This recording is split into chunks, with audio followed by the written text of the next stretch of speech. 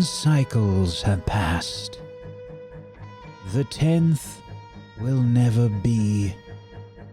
A great machine has cut the gods from the skies. Now the energy of chaos is removed from the world of Lacrin. Magic has ceased to exist. A changed world, a final cycle. There is one final journey to embark upon, a decisive duty filled, a mortal god, a few heroes, a last quest.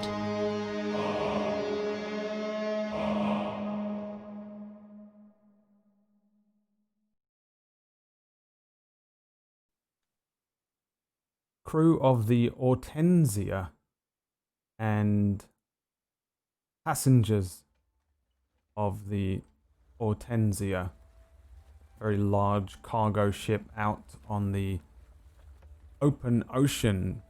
Suuna,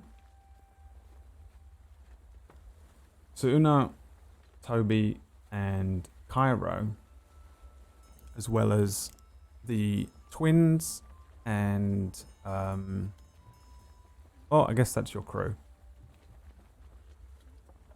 It is probably approaching midday on the Ortenzia, and ahead of you, all morning, you've been able to see the western coastline of Alexandria, growing ever larger in front of you in the distance. Exciting. It's probably an odd sight for a lot of you. I don't know how many times you've all traveled. I think everybody here actually has traveled on a ship a couple of times. But still, it would probably be quite an awe-inspiring sight. The relative mugginess of the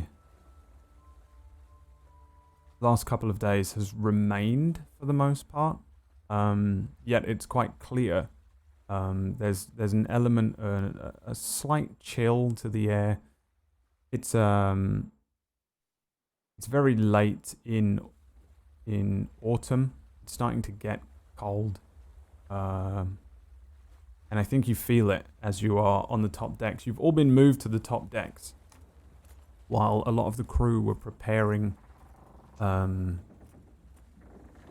cargo to be removed. So you guys and the halfling, the Kenku, and a lot of the crew members are moving about the ship, but everybody is now on the top deck. So you guys standing around maybe with your bags packed.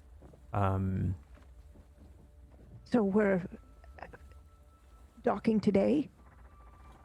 You will be there shortly. You've got a couple of hours. All right, then. I'm ready. How is the mood? I'm excited. Excited. Yes. I'm looking forward to meeting my friends again. So I'm a little bit nervous, but mostly excited. And I'm slightly worried because ever since, magic's been gone, I've been eating a lot more. And I don't know if it's just because I am feeling an absence of something. And so I'm feeling it with or maybe it's just cakes. Maybe it's just the lemon cakes. I am worried that I'm just worried what they're going to think of me when they see me. I'm wondering if they miss me as much as I miss them. That's my mood. How is Hippo feeling? Fine. How long has it been since he was in Alexandria? Do you know? 30-something, probably 30-something years at this point. Yeah, I left and never went back. And, maybe nearly 40. Is there an anxiousness to him, or Me? No, I'm cool as a cucumber. And what about Cairo? For you, Cairo, this is your home. You probably know the port city that you know the ship to be approaching, Dedon, relatively well. I think you probably know Bellona a lot better, but this is your home land. It's also as a member of the Inquisition of the highest order, while you're not at all a high-ranking member, you're still a pretty big deal. You're above a shred. A shred is what they call the recruits in the Inquisition. It's kind of it's mostly an internal thing. You like other inquisitors would refer to the recruit inquisitors as shreds. But really, that you're about as low as it gets when it comes to Inquisition member. But you would still have travelled a hell of a lot in the time that you would have been with your team, known to you guys as the B team. Last time you left, you guys headed off on that ship, which had the vessel on it that you travelled in for so long and went down. You went off to Donderol, the homelands of the dwarves, and fixed this thing up with your crew, and then you went off on this adventure, went under the sea. You suffered the strange effects of this machine that went off and seems to have exploded and failed working, and then you find yourself kind of caught here with these two people that you saw in your visions, but now you're coming back to it. I think it would be relatively grounding, I would imagine, or there might be a sense of anxiousness. You've had visions of other members of your team as well. What does Cairo feel like? I think that grounding feeling is just sort of washed away, in part because of how things went with my D. You know, there were some pretty abrupt changes of heart in terms of how they felt about the Inquisition and about our mission altogether. In addition to that, these visions were so intense enough that they drug me across the world to find this woman, and in them I also see the destruction of this place that I do feel is home, as much as I have one anymore. So I think coming here under different circumstances, you might have seen some of that grounding, stabilizing me, but my bow doesn't do what it used to, and we're going to meet a bunch of strangers who may react with suspicion to me, and I don't know how the Inquisition's going to react if they see me, or what exactly my plans are. So overall, pretty concerned, probably a little jumpy. If you say something to me, I might start, and probably even hunched and cloaked, maybe hiding a bit. For you, the only remaining members of your team that you know of that were left behind and didn't come onto this mission were Worston, who took control, and Reginald. Bob and Reginald. Yeah. From your perspective, the highest ranking member of the Inquisition that you pretty much ever dealt with was Seastalker, who seems to have been the only person, including Worston, who had ever interacted with an Arch-Inquisitor or had spoken with anyone at a higher level, and always was the person delivering orders to you, or the orders would come through on a strange device from the Arch-Inquisitor themselves. Yep. You know that each of the cities has a regular Inquisition that kind of act like a set of detectives. They also work a little bit above the law. They do a lot of torturing, and it's the same for every Inquisitor. You can go about your mission however you wish, pretty much. It's almost like a 007 thing, but a little less flashy and more investigative usually. If you want, as long as the answers are presented to your superiors, doesn't matter whether you tortured or killed your way to it, or whether you went with a polite or friendly method to get the answers, as long as the answers were verifiable. Each of the cities does have a regular Inquisition. The Arcanine Inquisition is a split off, a branch of a much larger global thing. In this city, in Dedon, there really isn't a huge Inquisition presence, but you know that there are officials and there are inquisitors that would be in the city that you could contact, speak to, that would probably be able to facilitate anything really for you. It's a port town, so they wouldn't leave it unmonitored. But also, I think you're coming back to the city, coming back to the continent with a little bit of maybe a hesitation or an unsurety. That's not a word, about what's been going on, what sort of state the place is going to be in.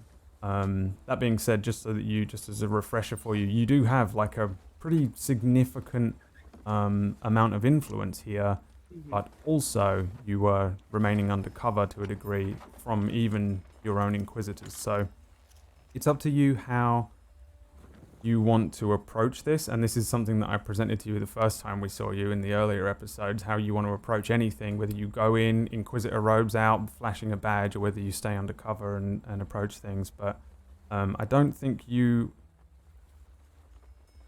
know if you have any really strong frame of reference as to whether you're going to be welcome with open arms, or whether they're just going to bring you in like anyone else after this mission for a particularly rigorous debrief or worse. You've had no word from Worston, no word from Bob, no word from Reginald. You know that Seastalker, revealed himself to you to have been a sort of a double agent, or to have defected to this other crew. You're pretty confident that the rest of your team members that were with you have all perished. There's almost no way anybody got off of that island under the sea. So just so that you are aware, you probably do have points of contact, and if you do kind of just want to say, I know this person here, or I know that this place I've been before, then you're welcome to do that. Because you've been here more than I have, really. So ahead of you, on this ship, Alexandria kind of appears, and after several hours, the crew begin the process of bringing this ship into a dock. The captain, all morning, has been like a child, elated, just unbelievably happy to be here on time. Enno, the quartermaster, the guy that's been kind of organizing most of the cargo and things and ordering people around all day, was in full bossy mode, obsessively taking notes, however, on other elements, claiming that fishermen in the area are going to pay good price for this new information. He seems to also be quite excitable. The rest of the crew pretty much just being themselves, and no different really. Half of them hitting on Cairo, several of them asking to shoot your gun, Hippo. And the twins with you are relatively quiet, I think. The port itself, Dedon, this relatively large city or town, somewhere between a city and a town, nowhere near as large as Bologna, nowhere near as large as Solva. It sits between these two huge... there are three huge cities in Alexandria, and the rest of the places are varying sizes. There's Solva in the northwest, there's Bologna kind of just in the north, and in the south there's Streledo. Dedon sits between two of these cities, so it's an odd place. And as you get closer and closer to this city, I think probably only Sauna won't have seen this place before, but it's still a strangely impressive city that sits atop of this sort of 600-foot wall that comes and sticks out of the side of a low mountainside as its own sort of small peninsula.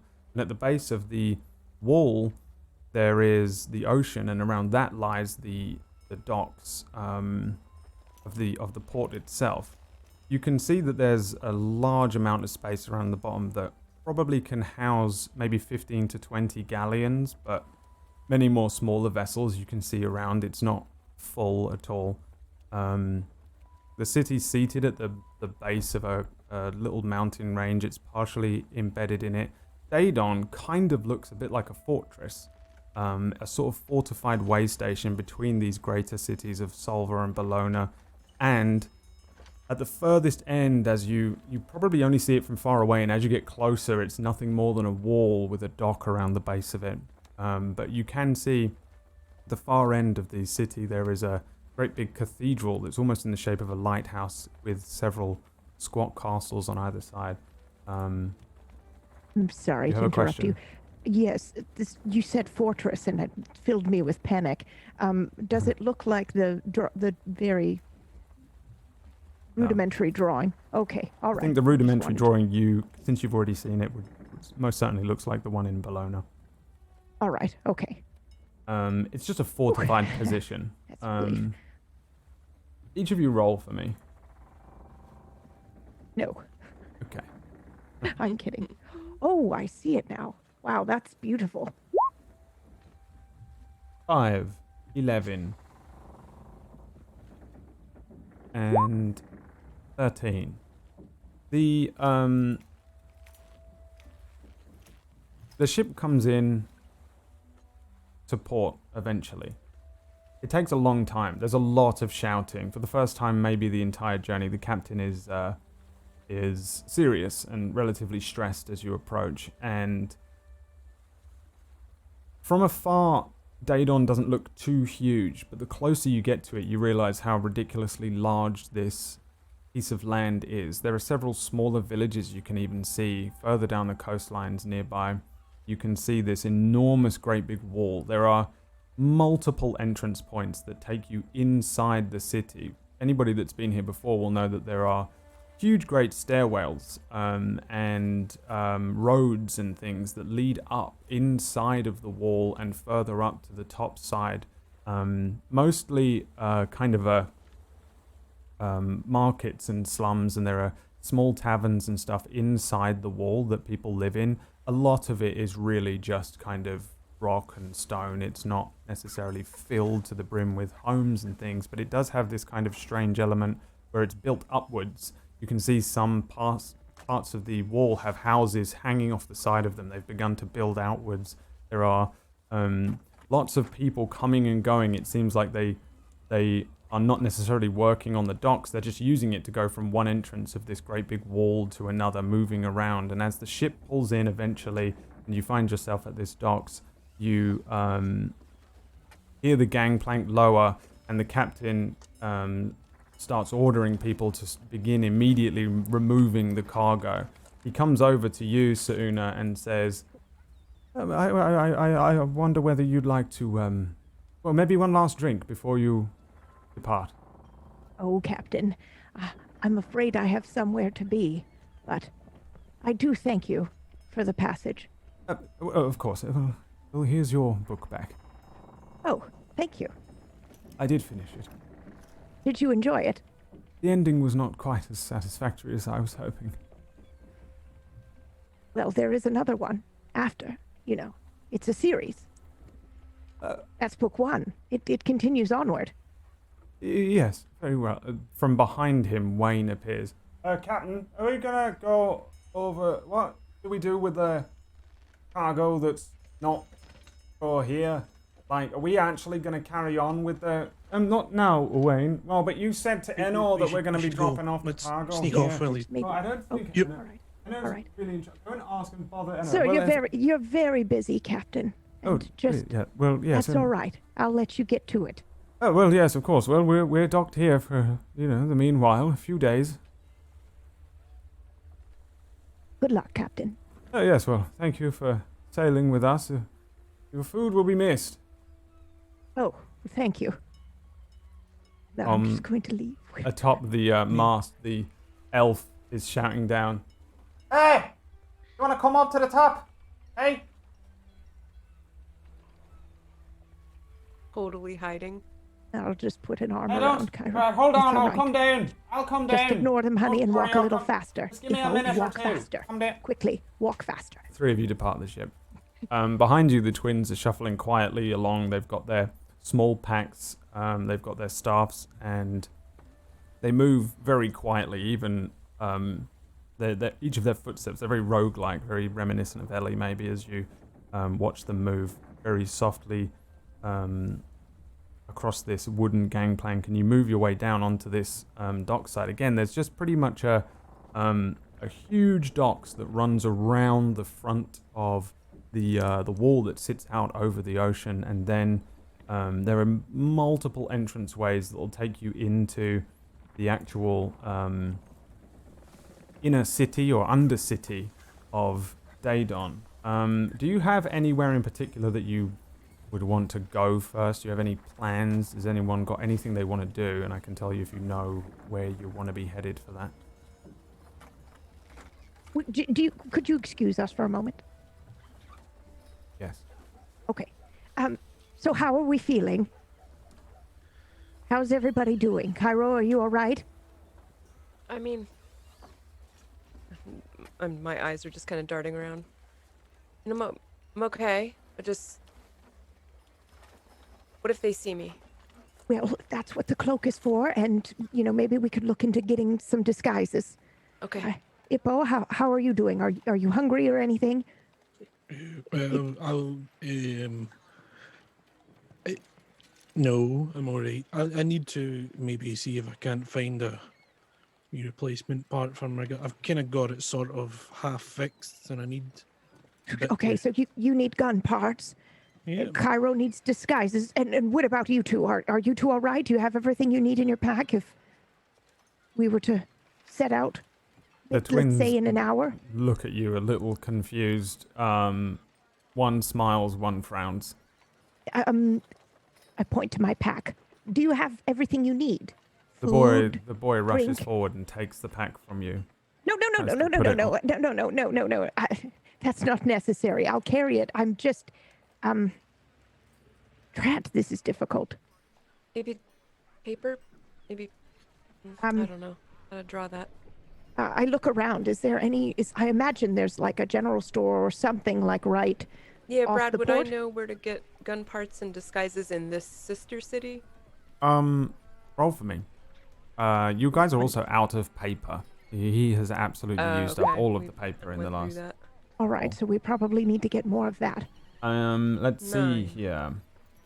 A 9 is a tough choice. You succeed in your action, but there's a cost. I won't tell you what the cost is, but yes, you do know generally where you're going. The majority of this kind of undercity is mostly kind of housing. There are little shops and taverns and inns that sit around along the dock, but for the most part there isn't a lot of trade that happens down here. The inside, there are these great big stairwells and small kind of roads that are all underneath the walls and underneath the upper city. There's a lot of housing and things in there, although you'll find similar random shops, maybe a tavern or an inn. The majority of the city sits on top of the wall on kind of this huge plateau that runs along and then eventually does actually line up with what is the ground level, because it's all kind of up in a mountainous area. Think the cliffs of Dover or something like that, where there's kind of like not necessarily a directly sheer rock face, but there's an elevated element to it. Up there, you know that there's plenty of places that you could get these things. You know of a blacksmith, where most certainly you can get gun parts. You've been there before, maybe with Worston. He's a gun expert. Maybe Lyra has had her gun dealt with there. There is also a place called the Survivors Market, which has almost just about everything. If you spend a moment shopping around, you'll be able to find practically anything you want. There is an enchanter in town who is an Inquisition point of contact, since a lot of people come to her with Arcani. She's always been on the inside. She will feed information back to the Inquisition, which is a person who's a strong point of contact for you, maybe called Leah Basharash, and I'll give you that in our DMs. So yeah, you know that pretty much all the things that you want to purchase are available. You might need to shop around in the Survivors Market. Fact that you also know the Survivors Market is named because many times Dedon has been held under siege, and all of the survivors would meet here to exchange food and goods free of charge to sort of survive the attrition. Oh. So that's why this is just a big walled city, and it just has a lot of history. I think pretty well you would know your way around Cairo. It's not like the back of your hand, but maybe somewhere you've visited plenty of times enough to know better than a stranger. But I don't think it's like, your hometown or anything. But yeah, I think you're pretty sure you can direct Una around to find the items that she's looking for. Okay, so I'll describe loosely to them the layout and even mention the history about the survivors market. It's just Wow. a little tidbit. That's And, very interesting, very sad. A lot of history in both of these cities. Well, perhaps we should shop there at the survivors market. I mean, we're all technically survivors, and it's probably not a great idea to go anywhere where you might be recognized, right? Trying to True. not be seen and whatnot. Is there like a general store near here within range with at least a sign that I can point to try to communicate to these two Let's find out. twins?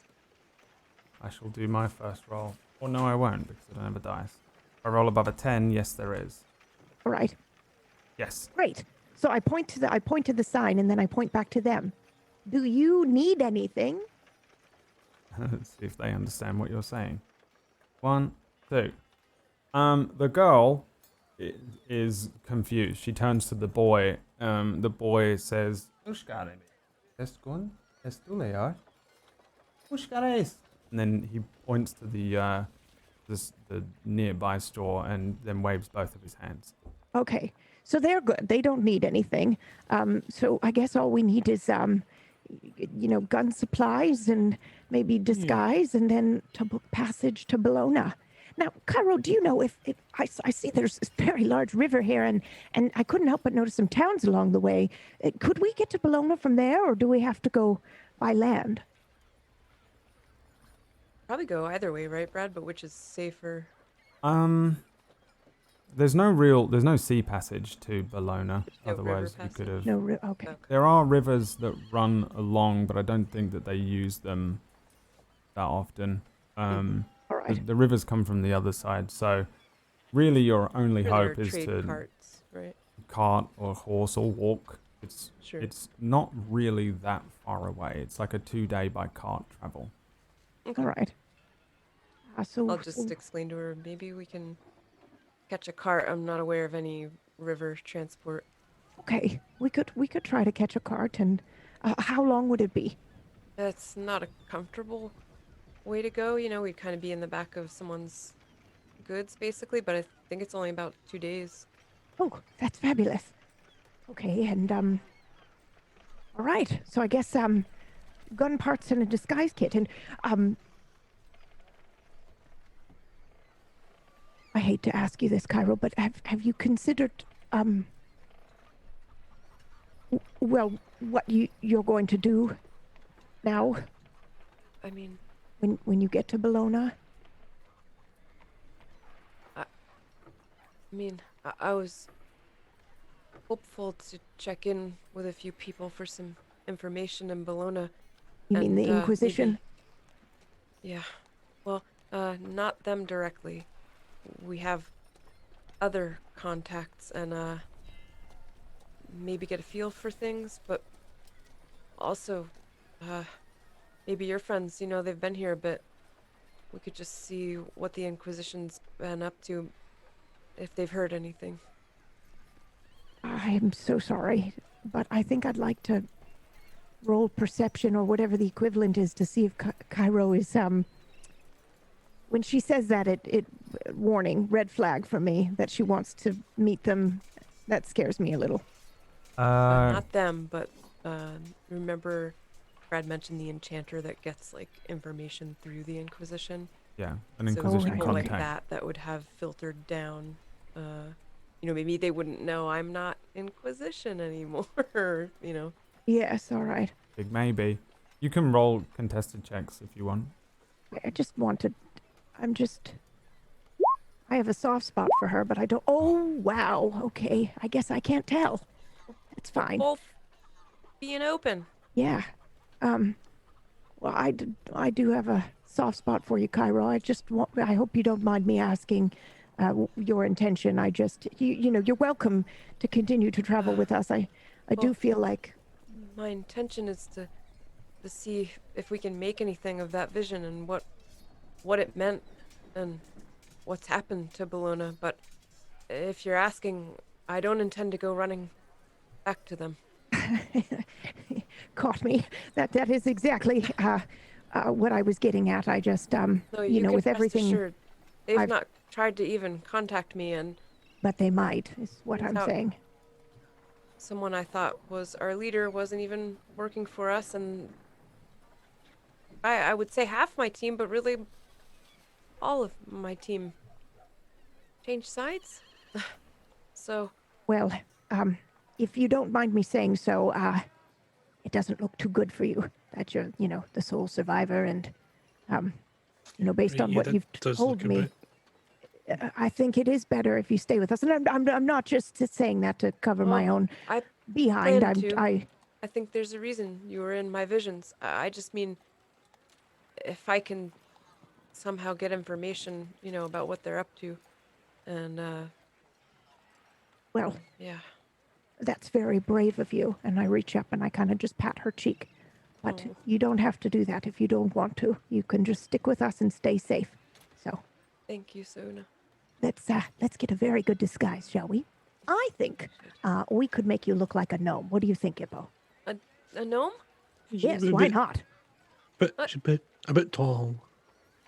Well, I mean, platform shoes. platform You shoe know, gnome? that would make it even taller. No, I mean we could say that she's wearing platform shoes. Oh, right. Oh. Right. I mean, the easiest way to go is human, you know? Oh yeah. Well, I could hide my ears under Maybe some hair. change your hair. Yeah, that's a Yes. bit distinctive. Mm-hmm. All right, I guess that makes a little bit more sense. I just thought it'd be fun. Okay, disguise kit it is. Survivor's Market. Right. Should be a bunch of ways in for a member. Plenty of ways. Lots of stairs. All right. Well, Lots of stairs. be sure to keep our eyes open for anybody keeping their eyes on us. All right, and try to be as discreet as possible. And I pull up and I tuck Cairo's hood over her face a little bit more, and you know, and just fussing a little bit, and just stay safe. And if you see anything, you know, we should tell each other. Okay? Right. Yeah. All right. Suna. Yes. What about Keepy? Oh, I suppose that is a dead giveaway for you, isn't it? Think we could get a What if You we know, like make a Kippy look carrier? like a cat? Oh? I mean, we can I think get a I get a disguise little kit- bite on the hand when I mention like a carrier and she mentioned this cat. I think My I get a boo. little like a nip. Yeah.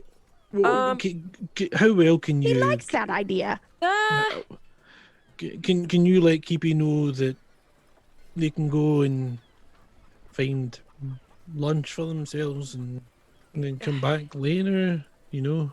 yeah, so it might be best if Keepy's out of sight until we get a cart out of here. Yeah. Give me a moment. And I'm gonna Okay. go gesture to some, you know, when I've been here before shopping, it's not like Keepy likes to come in the shops, you know, so he might do a little watching or hunting in some of the areas, so I'll go communicate something to Keepy about not sticking on my shoulder or my wrist for now. I'm guessing Keepy can fend for himself. He often He's does. trained enough to you can send him off for days. And yeah, I think if you gesture to do something like that, you do so, and the three of you begin to maneuver your way off of the port. I wonder The if we could make it look like a docks snow and the port and everything dissipate behind you, and you head into a set of kind of tunnels, basically. All of these kind of small winding roads that gentle inclined upwards, and then there are stairwells, and it gets a little confusing as you move around. Maybe you ask a person which way is up, and they kind of just tell you to follow this sign, follow that sign, and you begin to maneuver your way through a lot of very small, it feels like being in an endless alleyway, kind of moving upwards. A lot of lanterns crooked and overhanging you. For the most part, this area of the town and the port so far doesn't seem to have been affected by the fall of magic at all. There was no like destruction or anything. It seems almost exactly like the last time you were here, Cairo. Maybe even you, Ippo, if you came here before. It doesn't seem to have been quite so devastated or anything. As you move upwards and head up to the plateau in the main city of Dedon, we're going to switch over to the Inquisition dungeons. And as the sounds of the city fade away, the sounds of the music and joy do not. Oh. You were moved very recently to a comfortable room. And it's about as decent as a middle-of-the-range inn. You get the sense that you're underground still. There's like a lack of ambience, that kind of strange underground sense. But the accommodations that you're given are really not too bad. You've had no shortage of food and drinks and entertainment in forms of books. They've given you most of your things back, including your loot and your clothes and your stuff, your glasses, things like that. Maybe a few hours after you were moved into this place, the fellow that was the half-orc, Sumlo, comes in a chef's outfit with a full turkey dinner. I try not to laugh, as I'm quite surprised by his wares. He initially came off, super mean and terrifying, and now he looks especially approachable. Yeah. And friendly. He would have set down this food on a table. You have your own table, maybe 2 chairs, an okay bed, an okay room. There's maybe even a painting, somewhere to store your things. There's an ensuite bathroom that has its own little latrine area. Wow. And Worston would have informed you that there's no leaving the room. I wouldn't want to leave this room and not go back to the cell. No, thank you. I'm not complaining here. But he also lets you know that Sumlo is in fact not a torturer. He is a chef of some renown. He's very friendly with Sumlo. Sumlo is also not an inquisitor. He's just a chef. Worston sometimes asks Sumlo, with his intimidating stature, to instill fear into people. Well, And I think over the course of like a full evening here, you kind of learn that it was mostly an intimidation tactic. Though Worston doesn't claim that any of the blood was fake or anything like that, for you, there was no real intent from Worston to actually torture you. He seems to have relaxed a lot more. He doesn't seem to be as intimidating. He maybe still continue to probe you with a few more questions. Do you think you would have been open with him about the questions and the adventure that he was asking you about so far? Now, I don't know if this is just a tactic to get me really comfy. It sure is working. So I think I would definitely give him a good, hefty amount of info. Yeah. Sumlo doesn't speak at all. If you enjoyed the meal, though, you would have seen him beaming, smiling widely. I did for sure. I'm sure I finished it down to the bone. Then he would have happily smiled and left, looking way less intimidating. Just like in animes with the sparkles the in his sparkles eyes. as he's watching you from the yes. doorway. After like a long evening, you may be starting to feel tired. You get the sense that you have no idea whether it's nighttime or daytime at this point. You don't really know how long you've been in here, but you've eaten. You've maybe had a few glasses of wine.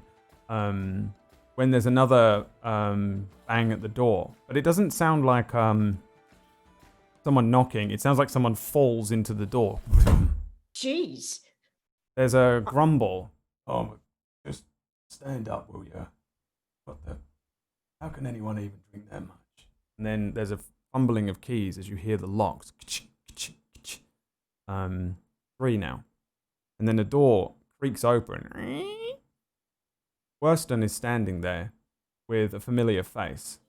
Pushed into the room with you, wearing a half an assassin's garb and half of his usual strange furs and flair with his old boots, is Kalugi. As he stumbles into the room, he looks up.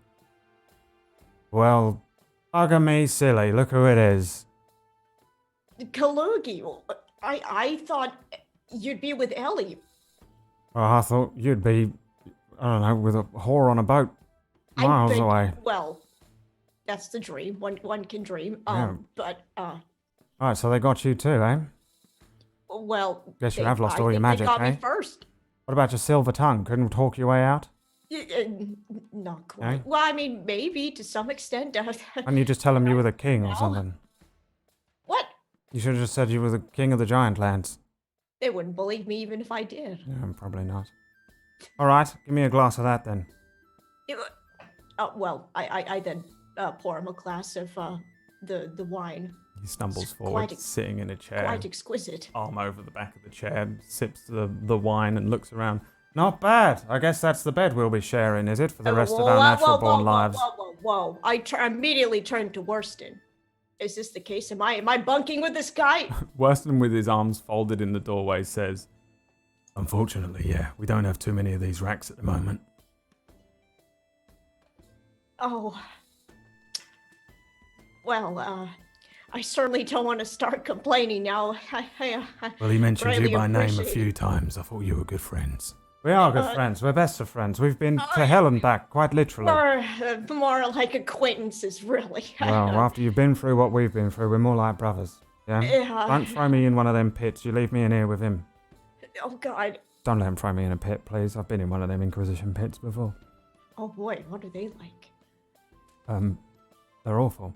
It's a dark room. They chain you to a wall naked and they ask you loads of questions. That's exactly what they did to me. Yeah, I pissed down my own leg. I did, too. Yeah, I think it's all part of it. You know what? Maybe we do have a connection. There you go. See? Best friends, brothers. Oh, he's gone. The door closes. Oh. Well. Wait, so how did they get you? Well, Were you not in the Assassin's Guild with... yeah. Well, seems Ellie left me for dead. And, No, she'd well, never do that. either that or she is dead. Right? What? No. Well, where the fuck is she? Well, I don't know. She's obviously not dead, that's for sure. There you go. If I know her, and if you knew her like I knew her, well, she's perfectly capable of handling herself. Yeah, well, nasty bastard Not Zach because I said like that... her or anything. What? The nasty bastard Zach said she'd left town. What? Yep, said she skipped town, she's off. Ain't never coming back. No, that's not the Ellie I know. 2 seconds later, he knocks down a door. And, well, I guess I'm just property now, moving from hands to hands, you know? Well, what about Aura? Did you see Aura? No, let me see, let me think about that. Have I seen Aura? Oh, wait, no, but I did hear that she, butchered an Inquisitor in the street. What? That's what I heard. Last thing I heard before I was dragged out. Butchered an Inquisitor, cut him up. Left, right, center, cut him up. Like an old fish. Wow. Yeah. Gone on a murderous rampage across town. I'm sure. She's lost it. She's cracked. No, It's she's. too late for her. Too No, much Aura's stress on not it. like that. I'm sure she had her Oh, you reasons. say that. She's got literal horns on her head. Well, that don't mean nothing. Well, I'm not She's the saying that she's a tiefling. demon, but, you know, No. listen, I've had my run-ins with demons. You've had run-ins with my demons as well. Yeah. You look I've like one of seen- them demons. Yeah. You based no, your whole life I- on being one of them demons, and I'm stuck in a room with you, so... Anyway, or she is not a demon. Anyway, I'm sure she had her reasons. I'm sure she was just defending herself. Yeah. Probably. I don't know with you lot. Every time you show up in town, everything goes to shit. Not entirely, but I will admit it's been Yeah, top me up. a mess. What? Oh, right. I'll have another drop. Pour him another Yeah, thanks. glass. All right. Kicks his boots off. Puts them up on the table right next to the turkey. I Okay. immediately noticed the smell. Ooh. So what's the plan then? You're going to get us out of here, right? can I just say your feet smell exactly like sour milk? That is Yeah, well, oddly interesting. Anyway, well, the plan? it's cloves, actually. Old cloves, but... Wait, repeat that again. A plan? Well, Do what we it, have a... well, I put cloves on my feet because it keeps demons away. Oh, you do that? Yeah, a particular type of demon won't like cloves, so I figured if I put it on my feet, That's interesting. I can kick him. So you can kick him. Well, yeah, it's like having super powerful kicks if you're allergic to cloves, right? I suppose. Okay. As much as our accommodations are very comfortable, I think we need to, well, plan an escape. Yeah, I assume that you've already done that. No, I've tried. Well, what have you been doing? Sitting there eating turkey dinner? I need to regain my strength. Yes, that's what I've been doing. I've been recuperating. Right. Especially after peeing down my leg. That was I've cleaned up. I've freshened up. They're actually not that bad. I miss not unless this is their tactic. Oh, this is all a tactic. I wouldn't trust them as far as they're you can very throw 'em. smart. They got me good. Yeah, there's probably truth serum in that turkey you used. No, really? Oh, Yeah, hold on, try and lie to me. How large is your penis? it is quite large. I said lie.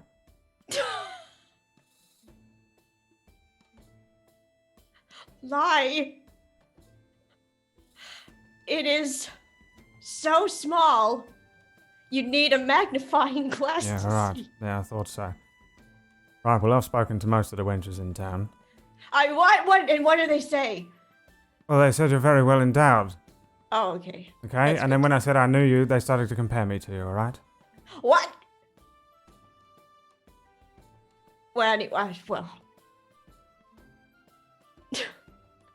I try to compose myself. I am flushed red, quite literally. Well, we need to make an escape. Yeah, okay? listen, I've got a good plan. Oh, what's the plan? Right. We bust out. We head on up to the fortress, right? You tell him that you're a visiting emperor. What? You say, I'm a visiting emperor with your silver tongue. We get you in, show you around. We head on up to the queen's quarters. You work your way inside the bed covers with her. Middle of the night, you pull out a wooden stake, throw it for her heart. No, wait, that's the vampire. You pull out a wooden stake covered in cloves, and you put it through her heart. Kill her. Then we head down to the fortress dungeon. We find Grim, and then we shove it in his face. Look, Grim, it's me here to save you. Get him out, and then, he owes me a life debt. I don't think they're gonna. Well, your plan is quite extravagant, Kalugi. For one, they're not gonna believe I'm an emperor because I told Reginald that I had many encounters with busty mermaids throughout, my adventures. Is that true? No. Oh, I wish it was. that's terrible. What was the point in It was going? Ellie's original idea, and I went with it, and then it was quite the. What's the deal with Ellie? Why does her hair keep changing? Well, she was undead, and now she's living and breathing again. Oh, that's nice for him. Or is it? What? Is it nice? Or is it worse? What's worse? I would say maybe better, considering now she's breathing again. She can Right. Well, she's gone. She abandoned us, left us for dead. No, she'd never abandoned. It's not Ellie. Right, well, she also wouldn't help me break into the castle and kill the queen. Well, So it's me and you. I'm sure it's because of other things. Aura can't be constrained. She's gone wild. Well, She's feral. She's mad. they're independent women. They know what they're doing. You're right, they're crazy. We can't rely on them. Just me and you, the boys. Boys get it done. Well, That's sure. all we got left. That's all it is. We have to save To the be city honest, from though, that I only demon got queen. the things I done because of them. So I I might have a lay down. Room's spinning a little bit. Been a long oh day.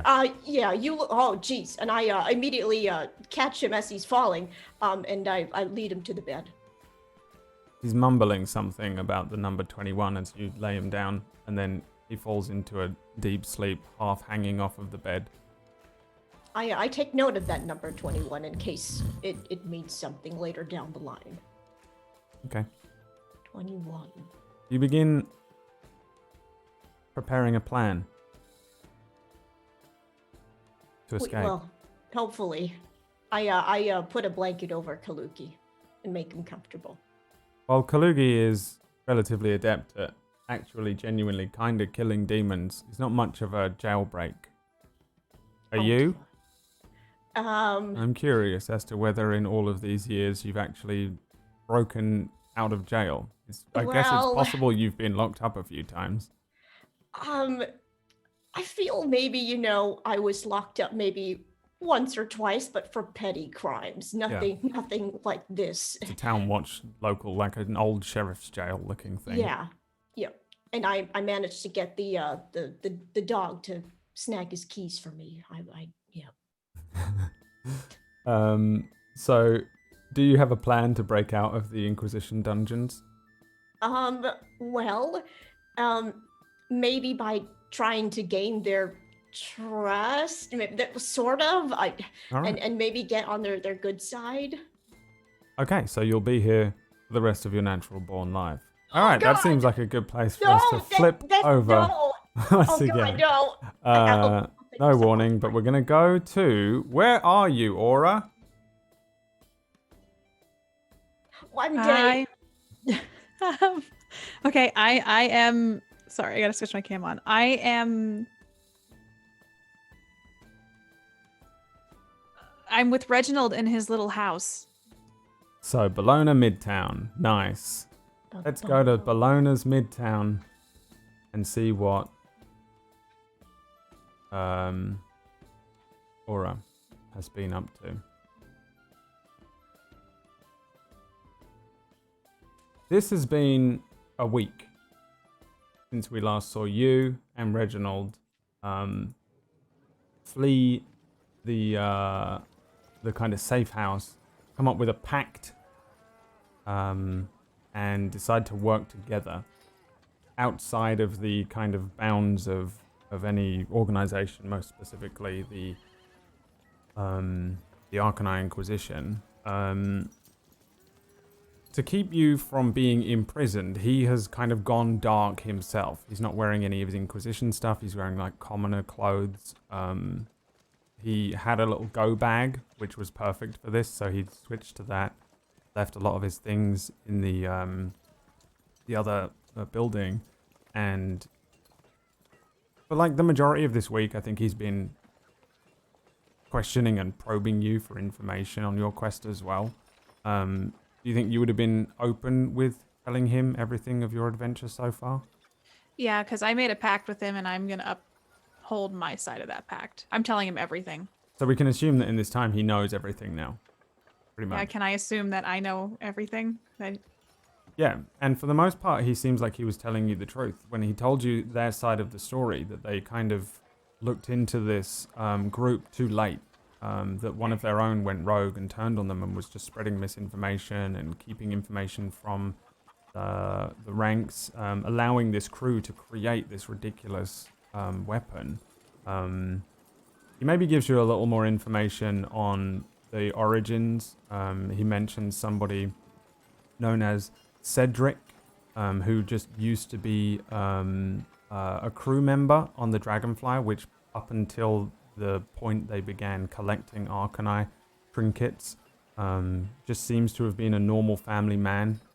It seems that he lost his family at some point and then kind of went on this strange mission of vengeance, collecting people along the way that kind of had any sort of gripe with the gods. These crew members that they picked up became a sort of cult, from Reginald's perspective, I guess, and that their sort of mission seems to have been to activate this machine and to have caused this situation. From their perspective, at first, they just assumed that you were part of that crew and that you were, You know, they're no. It doesn't seem to be strange to Reginald at all that you went jumping between all these planes, that you yourself were able to open these portals, and that you could do these things. That doesn't sound like anything new to him necessarily. He does kind of half think that maybe you were used, and that some of these thoughts and memories of yours were implanted or twisted by some sort of powerful mage. He's also kind of working with the theory that everything you're saying is true, and that you know, this situation, as we've all seen it, the play out, is the correct kind of set of events. I think depending on really how you've been leading this week will depend on kind of how Reginald has been. So I asked you to think of one thing that you've done successfully and one thing you've failed at, and also what do you think you and Reginald have been doing? Like, how do you think this week has gone? I think it's been a lot of me pestering him to take me to Bo. And so I feel like one thing I failed at is being unable to spring Bo loose, and me trying this whole week to figure out how to get him out of the Inquisition prison. Mm-hmm. He would have said that trying to go and get Bo out of this dungeon would just be impossible. You'd both immediately be picked up, and you would just be arrested and put in there with Bo. I guess one thing that I feel like I've done successfully is stay in hiding and not get caught, and try to come up with a plan. I think another thing I failed at is trying to find Ellie, because I know she's in not your around. hiding successfully, it has caused Yeah. Ellie to fail at finding you. Yeah. So you've just missed each other, and it's a big city. And Buns hasn't come back yet, correct? Buns has come back. That was going to be my next point. Okay. Buns, during this week, did return to you with a note which was crudely written by Klex. Not because Klex can't write, but because Klex can't write small on a tiny piece of paper. And it's just an awful note that really...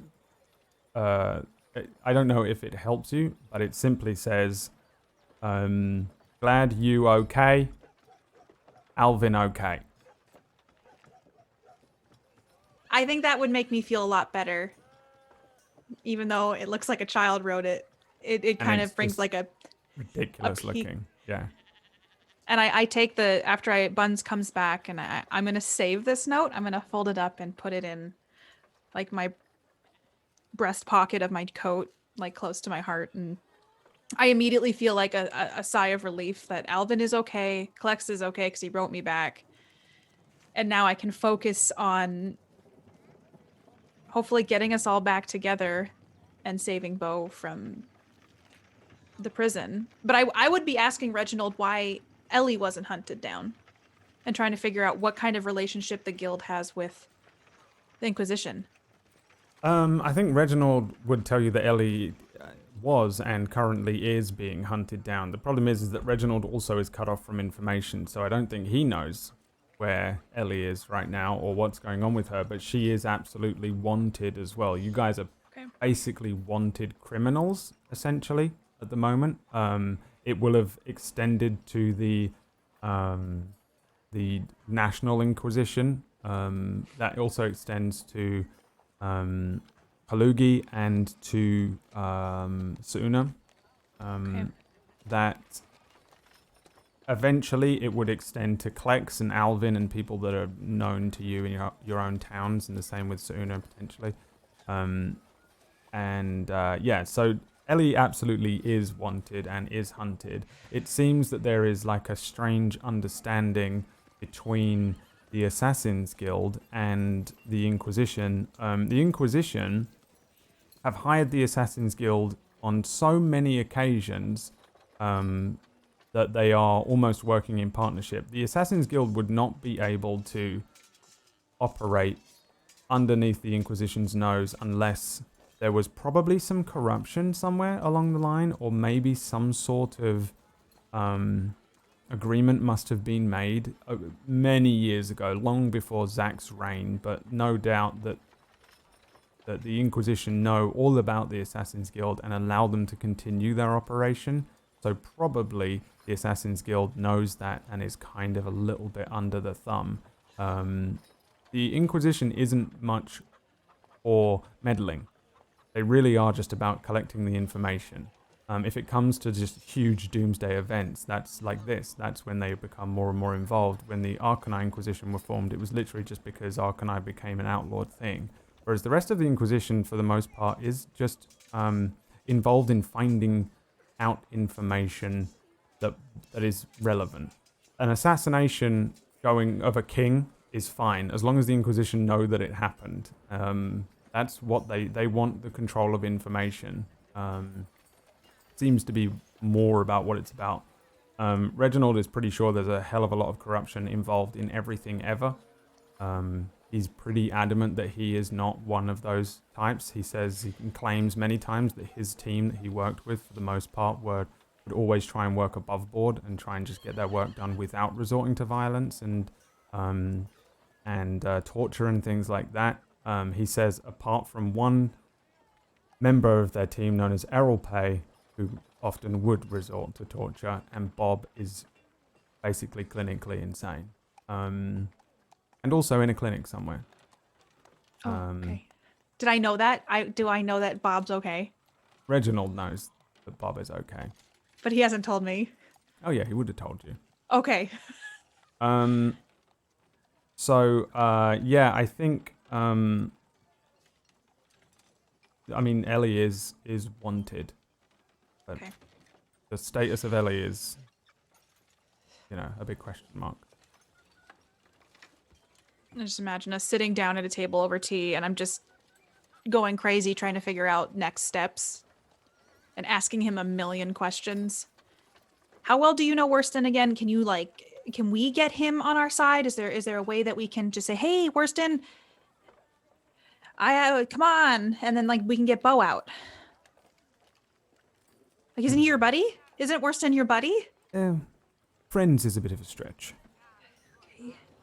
Well, it's is there anything we can do to convince him? What's he like? I feel like we've been sitting here all week trying to figure something out, and we haven't been able to do the one thing that I want to do. Yes, well, Worston is he hasn't been in charge for long, but since he has been in charge, he's been taking it rather seriously. So it's possible that we could maybe get him on side, but if we can't, then I assure you that he would... Well, I would have thought he would overpower us both, but you are quite frightening. I mean, we could sneak up on him. We could maybe put a little poison just to knock him out. Just to knock him out, and we could tie him up and bring him back here. Yes, we wouldn't like could that. we could do. There's so many things we could do. If we just catch him off guard. Well, you also have to his understand, patterns, right? If we fail at our jobs, it's really reprimanded quite harshly. Well, do you feel like you failed at your job? Not yet. Hopefully. Okay, so maybe we just need to convince Worston of that. And I mean, how do we know if Bo's okay? Well, I can't imagine that Worston would do anything too harsh. His name is Worston. Yes, It sounds like a torturer's name. Oh, well, yes, your name is Aura, but you don't glow. I like to think that I kind of... okay, well, anyway, what can we do? How can we get in there? How can we get him out? What if I put on a disguise? What if we could put a mustache on you? I don't know. We got to get him. Well, I suppose we get him out. What then? We bring him back here. For what? And we wait for Suna. And what is Suna going to do? She will help us find Ellie, and then we'll all be together again. Okay, and then? How will you bring the magic back? Or how are we going to find Deavaki, or... We will find Deavaki because you have super cool tracking that we can do. And then I don't know. I am trying to figure it out. I just feel like knowing one of my friends is trapped in a prison in a basement. Bob tried to kill me, essentially. Bob tried to kill me as well. It really is. Bob tried to kill you? Well, Bob's tried to kill all of us a few times, yes. I thought he was your friend. Well, we're work friends. You need new friends, well, Reginald. Perhaps, maybe. Well, I did have a lot of friends, of course. What happened? Okay, what had? I think you probably know the story of the B team from Reginald's perspective. Or at But least we you don't know- know do that we- they went off and then there was I think from Reginald's perspective, he knows that they went on this mission. He was supposed to join them but didn't make it back to Bologna in time to join them, and they went off in this thing, this underwater vessel down to the area which is now completely gone. He's pretty well convinced that they're all dead. You don't know that they're dead. Had is, I mean, yeah, just, you have a lot of friends that are just away right now. Yes, well, I'm stuck with Weston and Bob now. I won't lie, that seems like not the best friends to have left over. It could have been worse. It could have been Infidelia and Errolpay. Well, I could get Aeropel. What's wrong with Infidelia? She seemed nice, from what you told me. Yes, but she was also into bringing people back from the dead and animating them, having them walk around, and it's quite... But wouldn't you kill for something like that right now? Because magic's gone, she can't probably even do that. It would be very, very useful right now, yes, but unfortunately we don't have that. Oh, yeah, also, if your friends are... She would be very helpful in facilitating friendship. From what I Coming understand, back. Infidelia only joined the Inquisition so that she could legally use necromancy to further her own understanding of necromancy. Really, I think she was just having fun. Rather garish for my Why did you tastes. join the Inquisition? Father made me. What did you want to do? Originally my plan was to raise horses. You can still do that after all this. I suppose I maybe could do that, yes. I've got a nice nest egg now. Well, maybe we can find Ellie, and maybe Ellie knows how to like pick locks and sneak around a lot better than I can. Maybe she Yes. can help get... He's also held a knife to my throat more times than I can count. I mean, you've held one to mine, so I mean, everybody can get past their differences, right? Yes, but you appear to be able to be reasoned with. I know that Ellie is a little rough around the edges, but deep down, I know she's got the right thing. She's trying to do the right thing. She just does it differently. Well, does she have any safe houses, or... I can't imagine she would go back to her own home. I mean, based on our last conversation, I'm assuming she's been at the guild. If she's at the guild, then they've already got her, probably. And she's locked up with Bo. Is there any way we can find out when Worston's gonna leave? Like, who's watching this prison? Who is it? Just Worston? You know, there's several people there, mostly shreds, recruits. Do they all know that you've gone dark, or can you just show up with me and say, "Hey, I brought another prisoner in," and then we can surprise him? If I show up now, it's very likely that Worston will bring you in, and then he'll want to know everything I've been doing, and, well, I'm open with him. I will be telling him everything, so until I resurface, maybe it's What best if you to- write him a letter the letter. in your weird language? Like, write him a letter about everything, and send it to him. See if we can get him on side. Yeah. Right, and if he's not on side, We poison him. We tie him up. We poison him a little bit, and then we tie him up, and we trade him out for Bo in the prison until he could see what. Worston has had a very stressful year. I really don't want to get on Oh. his bad side. Okay, what has Worston been through this year? All of, I've been living in a dream world for a year. well, yes. Although, from what I'm to understand, it sounds like it was really only a second or so, perhaps a few minutes at most. Okay, then before that, I was fighting gods and going through portals, and spiders were attacking me in the desert. So Yeah. what has Worston been through that's so bad? Well, everything he was to understand about our group was turned on its head. His very best friend was revealed to be a traitor. He was placed into a position in this operation of extreme stress that he most certainly does not want and is not ready for. And then, on top of that, all of our friends and workmates were killed. Okay, some of that sucks, but some of that's a promotion. Like, I don't... Did he get a pay raise with the new responsibilities? I would assume so, but really pay is not too much of a Really? counterweight I feel like... to extreme loss and grief. Okay, well, okay. I get it. Maybe that's all the more reason Worston will read your letter, and maybe he'll be more open to it, because we've all lost stuff this year. Very well. I'll write him a letter and explain what's going on. Perhaps he'd like to meet. And, well, if he does, the thing is, if he wants to take you in, I really won't be able to stop him. Well, then, we're gonna have to come up with a plan so that if he tries to... that can't happen. Very well. I shall get to writing the letter then. Okay, well, I can help if you want.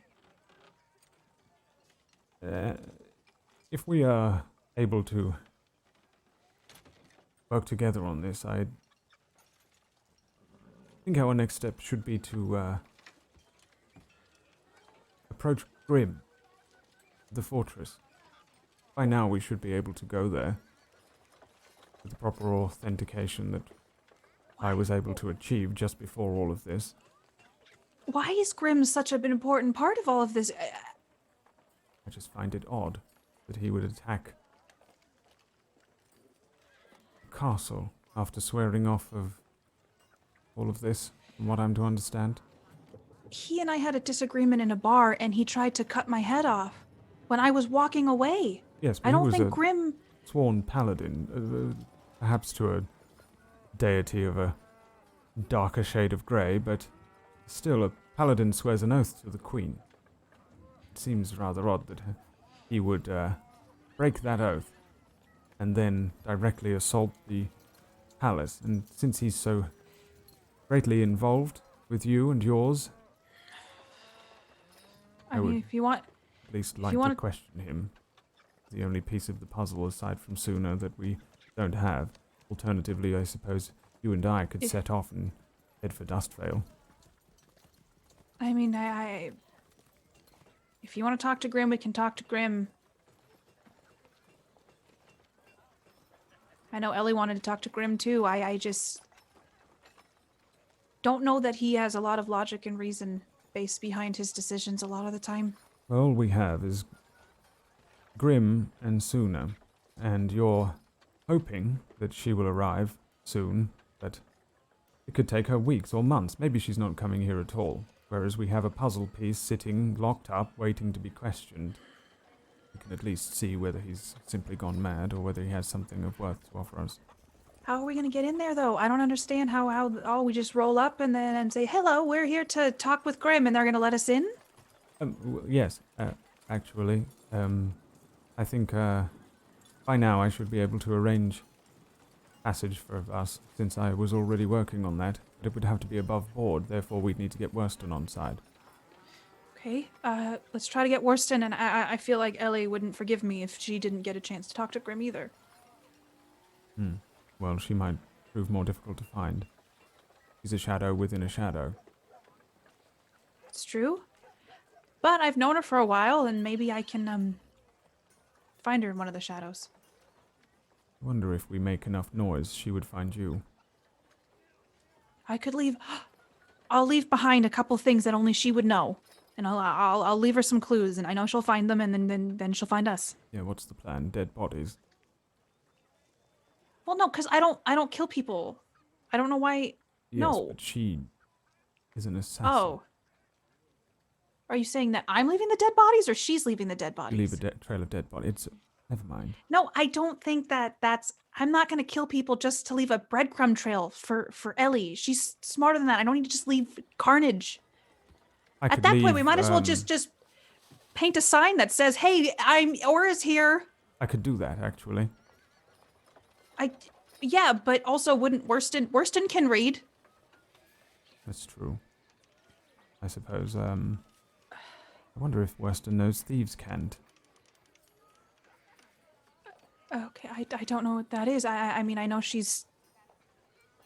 They have their own symbology. Okay, we could try that if Worston doesn't know it, or any of your Inquisition friends. I don't see why he would. I was trained by some of the members of the Assassin's Guild at one point. They taught me a few things. Then we should try that too. And if it Worston doesn't work, doesn't. then I'll leave. I'll be able to find something to leave behind that she can find. Right then, so a letter to Worston, a potential plan, and if all Okay. goes wrong, we can hop and skip to Dustvale. I mean, okay. We'll figure something out. Do you want some oatmeal? Yes, I gotta go source some oatmeal. yes, I'm starving. I go to the kitchen and start putting together very plain oatmeal. And that is a good point for us to go to a break. Thank you so much for watching, everybody. We're going to go to a short break here. When we return, we shall see what Ellie is up to, whether she's able to find some thieves' cant notes over the town before Worston does, and whether Worston can read them. Who knows? We'll roll some dice when we return. Thanks for watching. We'll be back in a few minutes. Peace. Just outside the city, on the Alexandria Great Road, there is a little cottage, a small house, a kind of getaway house. In fact, what does this house look like?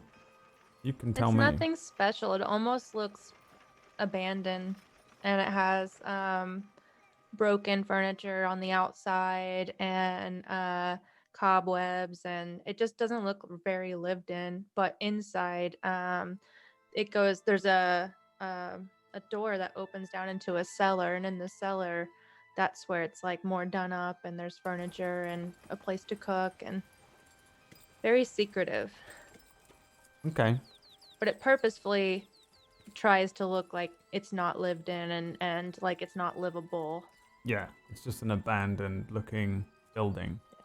Outside of the city. Kind of in the distance, you can see the edge of the low town, which spills out beyond the walls. Beyond that, there's the walls, and you can see the fortress kind of looming.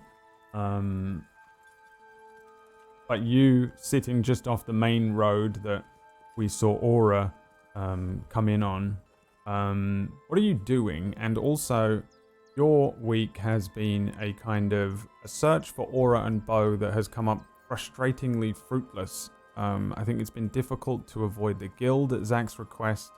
Did you at any point go back to your own apartment?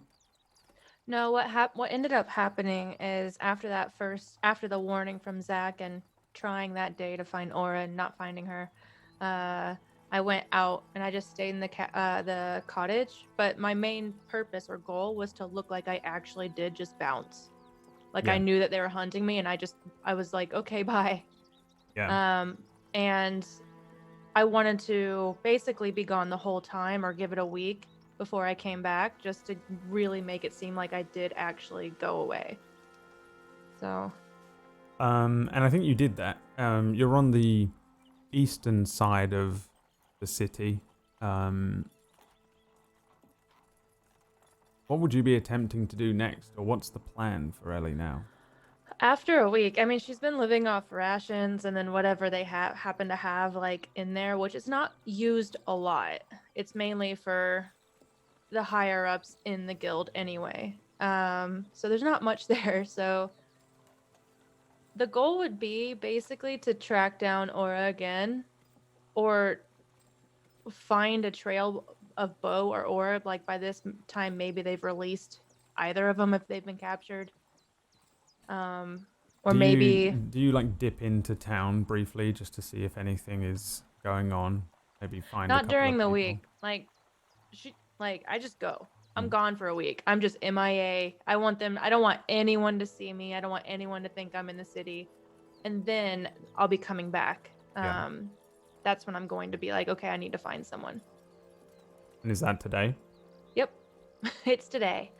So maybe you're leaving this Yeah. building as we join you, and you begin heading up the road and back into the kind of main low town area. The sort of, there's like a pretty decent sort of, and it's called the slums, but they're houses. It isn't like a ramshackle, true slum.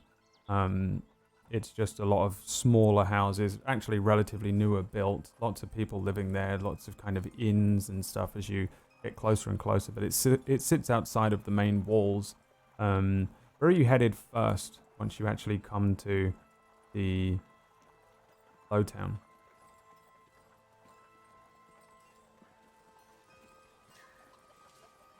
I want to go to a place where I can, at first, it's going to be hard because I want to be very careful about this. I don't want anyone to spot me, not even in the guild. I don't want to make anyone sort of like have to be like, okay, well, I saw her. I think the first thing that I would do is go back to the area where the fight happened with the Inquisitor, and sort of ask questions. So I would go to a bar where people like to get chatty. Yeah. There's a pretty trustworthy in terms of, for you, tavern off of the kind of main road that you know that there are lots of people in there that you can kind of trust with. It's known as the Last Spell. It's owned by somebody who used to be a famed kind of mage, but became very, very old and just kind of retired to owning a small tavern. But you know them to be trustworthy. They were a friend of yours maybe when you were younger, and they aren't the type of person that would go on selling information to the Watch or the Inquisition. It's maybe somebody that you know a little more privately, so that they don't immediately run off to the guild as a guild contact or anything like that. His name is just Ashglade. And he's extremely old. He's like, he probably looks like he's about 100. This really old dude that owns this small tavern. It's very close by. Human man. Dressed in robes and bald head, long, large ears. He probably looks a lot like the BFG, but in a mage outfit. And he's always sitting at the back of this tavern. The staff that run it probably moving about and milling around. And just like all the other taverns have been recently, it's a little over populated when you step inside and kind of begin to look around for him. You spot him pretty quickly at his usual table, and I don't think he spots you, which is common for you. As you head inside one of these taverns, you just naturally always kind of blend in. A few people move out of your way, a couple of people don't even notice you as well. And as you step into this tavern, you can see Ashglade at the back sitting with a drink. He also has like a stack of books next to him, which is not uncommon, but usually means he's working on something, or busy with something. He's sitting with a big book open on his table. I want to stroll by a loud table and sort of like hijack one of their drinks while they're not watching. You can do that. You don't need to roll. Okay. Yeah, I'm gonna hijack one of their drinks and then go sit at the table with him. You sit I'm not down. gonna announce my presence Yeah. right away. I kind of just like want to watch him for a second. I think I'm gonna roll real quick for him. Yeah, he has no idea you're there for like an almost awkwardly long time as he's sitting reading. You see him turn an entire page as he continues to read. He grabs kind of blindly for his tankard and takes a sip and puts it back down. It has no idea you're there. You've been there for however long you have been there. What It's is just it? What buried is he into- reading from? Like, He's- what's the book? He's reading a book, and it's very similar to a book to the one that you saw about the origins of magic. You know that's pointless, right? Oh! It's just me. You should be used to this by now. Do you know how old I am, dear? Yeah, really old. I Yeah, can see it. sneaking up on an old man such as me. Well, without all my spells. Oh, have I told you? We're out of spells. All of us. Well, magic's gone. Yes, all magic is gone. That's pointless. You're reading that. It's pointless. Yeah, what is it? Anti-magic. Field was my first guess. Seems it's across the entire country. I think whatever god was controlling magic is dead. Oh, God, you believe gods are controlling magic now, do you? I mean, I it's encountered Chantry a told god you of that. death. Oh, you're the god of death. Yes, that was very good. He taps you on the knee, kind of laughing. Yeah, very good. He turns a few pages, pushes it towards you. Necromancy. The origins. Where do you think that necromancy comes from, then? God of death. I look at him. I have no. Do I have any idea? Probably not. Your best guess is your best guess. I just shoved the book back and I'm like, I don't deal in that kind of stuff. Oh, yes. I mean, I do kill, but I don't bring them back. Oh, yes. Well, that would be handy, maybe. Well, not But- for you in your line of work. Yeah, that would be pointless. Oh, well. Have you ever heard of the weave? I want to say maybe I saw something like this when I was reading, but but maybe I don't know enough about it because I'm not someone who's like magically in tuned Yeah. naturally. You can say that you kind of heard of it. Weave Yeah. is a sort of like a medium for controlling magic, running along. Everything kind of stems from it. It's a theory. Well, I mean, I know a little bit, but Oh, yeah. not you. Oh, no, I was always unsure of the weave's presence, but I think maybe someone's cut the weave. I think something terrible has happened. Turns another page. Oh, yes. Well, do you think there's any way to repair this weave? Well, I suppose you'd have to ask Mistra, since you're a fan of the gods. I'm assuming that's a god. Oh, the goddess of magic itself. Yeah, well, that's not probably going to be possible. I just said all the gods are dead. Oh, I think an interesting theory. Didn't think I'd be discussing the philosophies of magic with you, dear. Yeah, I know. I could cast a few spells before it was taken away. Oh, and how did you manage to come by that? Scrolls, perhaps? No, some figure approached me. They wanted to strike a deal. Oh, you didn't dabble with warlock magic, did you? How'd you know? No, striking deals. Cheap, quick, easy. It always comes at a terrible price. Yeah, losing magic, getting it, and then losing it almost immediately. It's pretty terrible. Oh, maybe not. You probably saved your soul. Yeah, no, I don't think that's what saved me. I was already dead. Oh, you seem to be quite serious. You died, huh? It was a curse for stealing an Oh. important item, I suppose. Oh, well, you're usually rather good at stealing. Yeah, I didn't expect it to be cursed, though, and killed enough people and summoned a witch. Oh, Took my soul with it and left me, I guess, without one, but still alive, but not really. yes, curses are tricksy. You wouldn't be the first. Well, it's not around anymore. Except for I did lose my hand. Oh dear. Oh, that's terrible. But, how does this work? That's interesting. Look at that. And you can grip with it.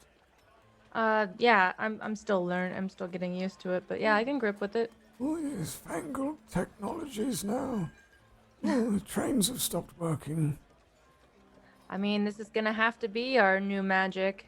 Just technology. Yeah, perhaps indeed. Perhaps we can get it back. Oh, maybe it just needs a little restart. Well, listen, I got a question for you. I'm looking for a person. I'm sure you're not surprised by that. Oh, no, of course not. There will be more blood on my hands at the end of this conversation. No, I'm actually looking for them alive. Oh. Well, I'll The see if person I that they were fighting nearby here, though, I'm not sure if they're alive. That Inquisitor? Oh, you're looking for the Inquisitor. Quite hard to find, they are. Little Well, I'm looking for the pockets and person hiding who holes. attacked them. Oh, Trying to yeah, avoid the Inquisitor. a mad assailant. Oh, yes, a tiefling with a big sword. Have you seen her around? Oh, no. I hear that she ran off into the night, cackling, casting lightning bolts from her eyes. I thought there was no magic. Yeah, well, stories of all these lot coming in here, what they saw, and what they want to think they saw and impress their friends. Two different things. Oh, Have you heard of the Butcher of Bame? Butcher of Bame. Can't say I have. Someone who killed a lot of people. Apparently, it's a giant ghoul that went in and killed everybody and flew off into the night. Oh, well, ghouls are dangerous things, but I don't think they can fly. Yeah, well, neither can I. Oh, And I like nudge him. oh, you shouldn't tell me these things. Oh, you should be used to it by now, old man. Oh, yes, you kill a whole homestead of people. Well, I suppose you each make our own coin the way we make it. Well, I went in No, trouble. I just did that because I wanted to. Oh, well, I suppose Well, they did try to torture me and kill me. I mean, there is that, but... I suppose they shouldn't mess with one quite as dangerous as you. Frightening as you are, you don't look it. I'm not scary. Oh, well, I can't say I have seen your assailant. Have you seen the Inquisitors again? Well, I haven't seen any Inquisitors. There's a strange Inquisitor that came by many months ago. A woman, looking a lot like a cat. As you had questions about this and that. Nothing to do with you and your lot, I don't think. Well, I do say, though, there is this. He closes his book and grabs you by, you know when old people grab you by that part of the arm above the elbow, and it's always really awkward, but you just kind of allow it, and he begins walking you through the tavern. You see a few people kind of look up, and he doesn't move too much, but he moves very slowly, his robes dragging on the floor behind him. He leads you towards the doors. At first, it probably looks to everyone like you're being thrown out by the owner. Yeah. And he leads you to the door and then steps outside and walks a few steps and then points at the wall.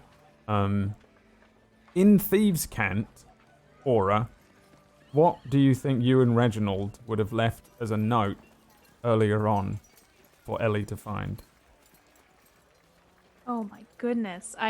Would we leave several notes or just... I'd imagine that there One. are a few dotted around. Okay. Oh my goodness. I feel like for Ellie, I would just leave one sentence things that led back to Reginald's place, and each one would have something like, remember when we...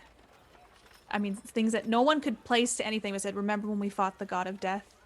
Things that only Ellie would know that would relate to our group. And then what would the clue be as to the location that she should head to or find?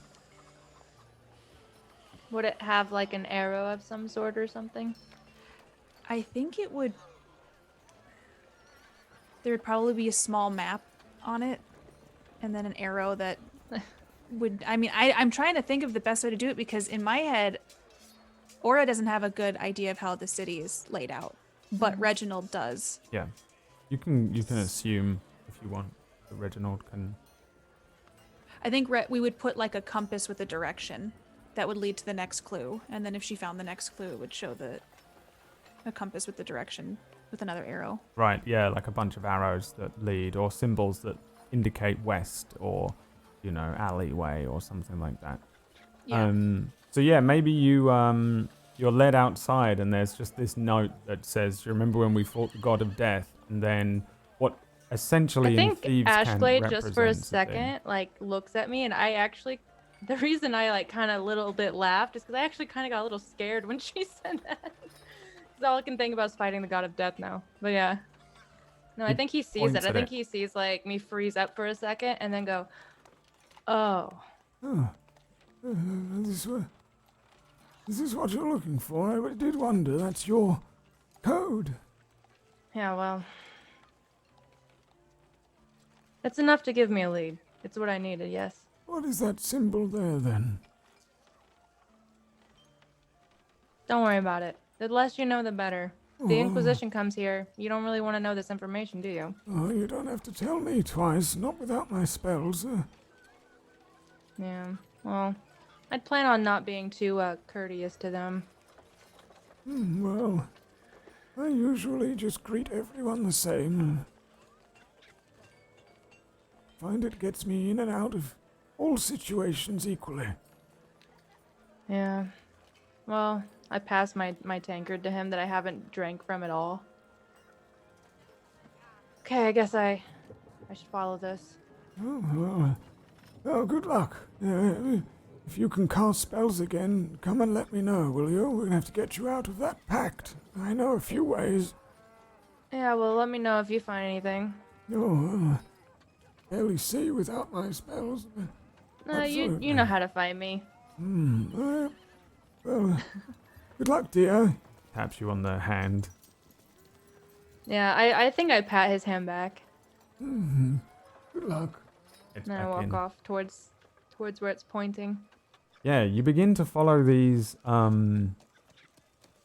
markers and these kind of memories. There are 2 or 3 distinct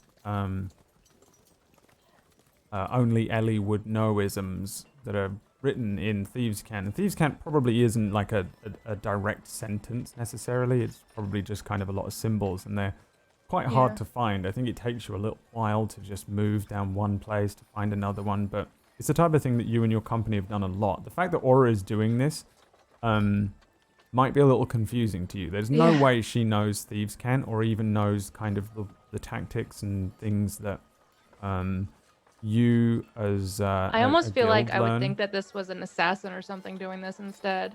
It would probably feel like that if it wasn't for the fact Yeah. that she knew so much, or that there were these very Yeah. specific things that are being said.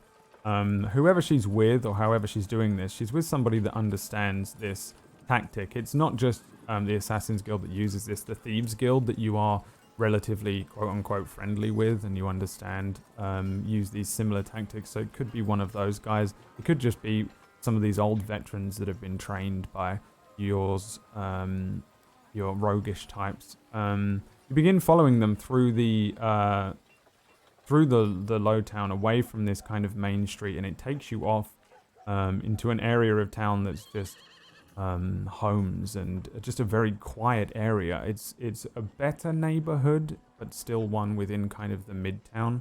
Mostly seems to be families and people that kind of just work in the upper districts.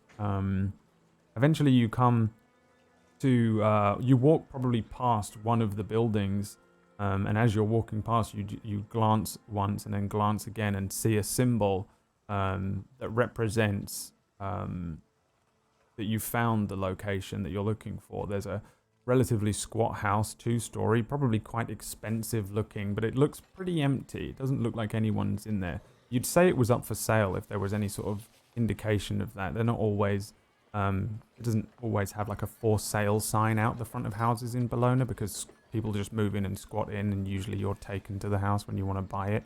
So whether this is an empty house or not, you're not sure, but it certainly looks like one. And as the sun begins to set here tonight, a lot of lights are on and lanterns are lit in these windows, but in this house, the curtains seem to be drawn.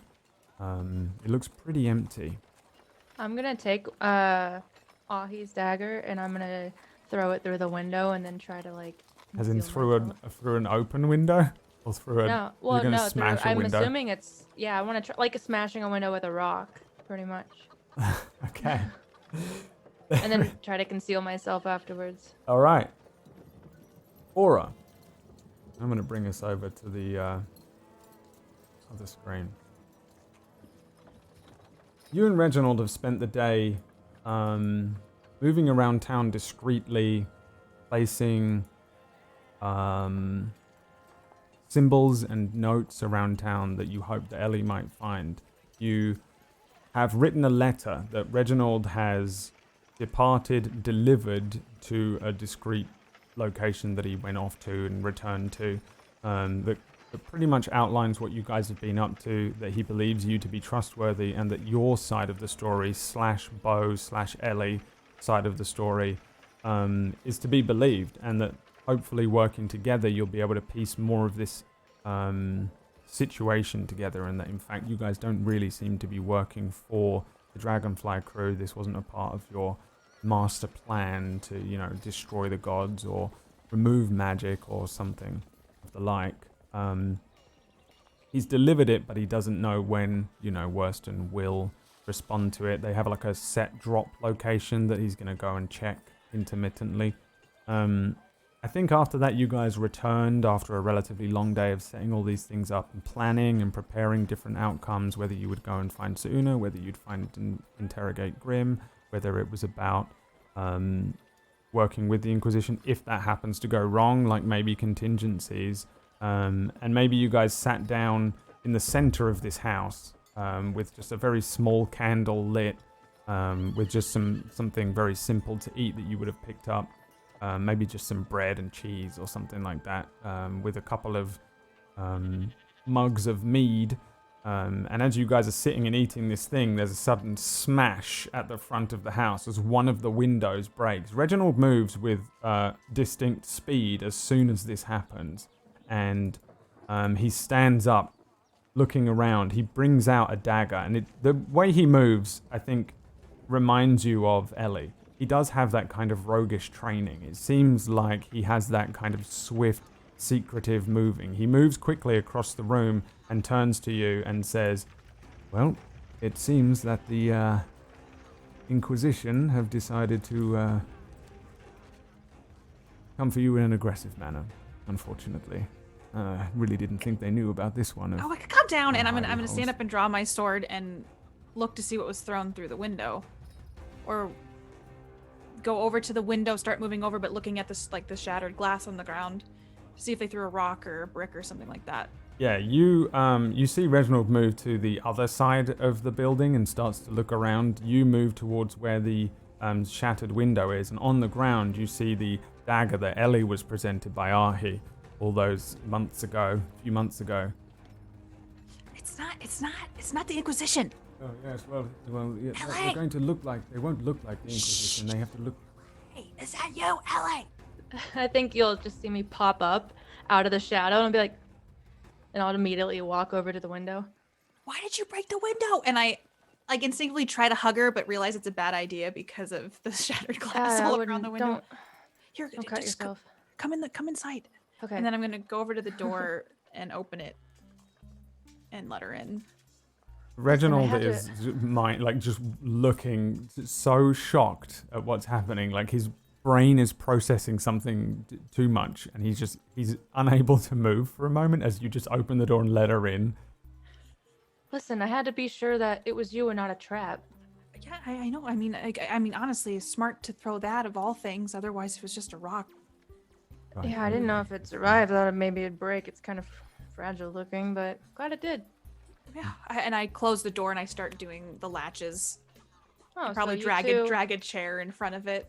You two friends now, or we trying to kill him? No, he's on our side now. Oh, how'd that? I look at Reginald. I'm like, how'd that happen? Well, frankly, it happened because she's rather strong. Your people are trying to kill me. Oh well, yes. Or attack me. I see they didn't have much luck in acquisition. Yeah, well, not everybody was trained by us. Oh, I was. Yeah, I know. Or I assume. A little. Well, they got Bo, and I'm pretty sure they have Kalugi, so. I think they're being tortured. Well, no, no, I'm sure they're not being tortured. Not unless Bo decided to become quite, violent. Is he likely That's not really. prone to No. bouts of violence? I'm No, sure he's not a violent type. He'd probably like resort to singing a lot to annoy them, but not be violent. Yes, I'm quite sure that Yeah. Worston can handle annoying. Yes, no, I would imagine that he won't be under any direct duress. That is, unless another team has come in. There is a... Kalugi, on the other hand, Another thinks team. everyone's a demon, so He's also a drunk, though. yes, yeah. Well, he's frighteningly enough right. booze There are and- a lot of demons operating in and out. Right now, though, Well, I'm pretty sure that most demons are gone, banished back. speaking of demon, he thinks the queen's a demon. Well, that's probably poppycock. Probably. Well, Ugh. wouldn't be the first time. Probably, yeah. That doesn't give me a lot of confidence. We're trying to get Bo out. He wrote a message to Worston to try to convince him to help us. Let Worston Bo is out. my And superior officer. We can't go to the guild. Zach will turn us in. He gave me warning. He did give me a warning, but he'll have no choice. He can't put them all at risk.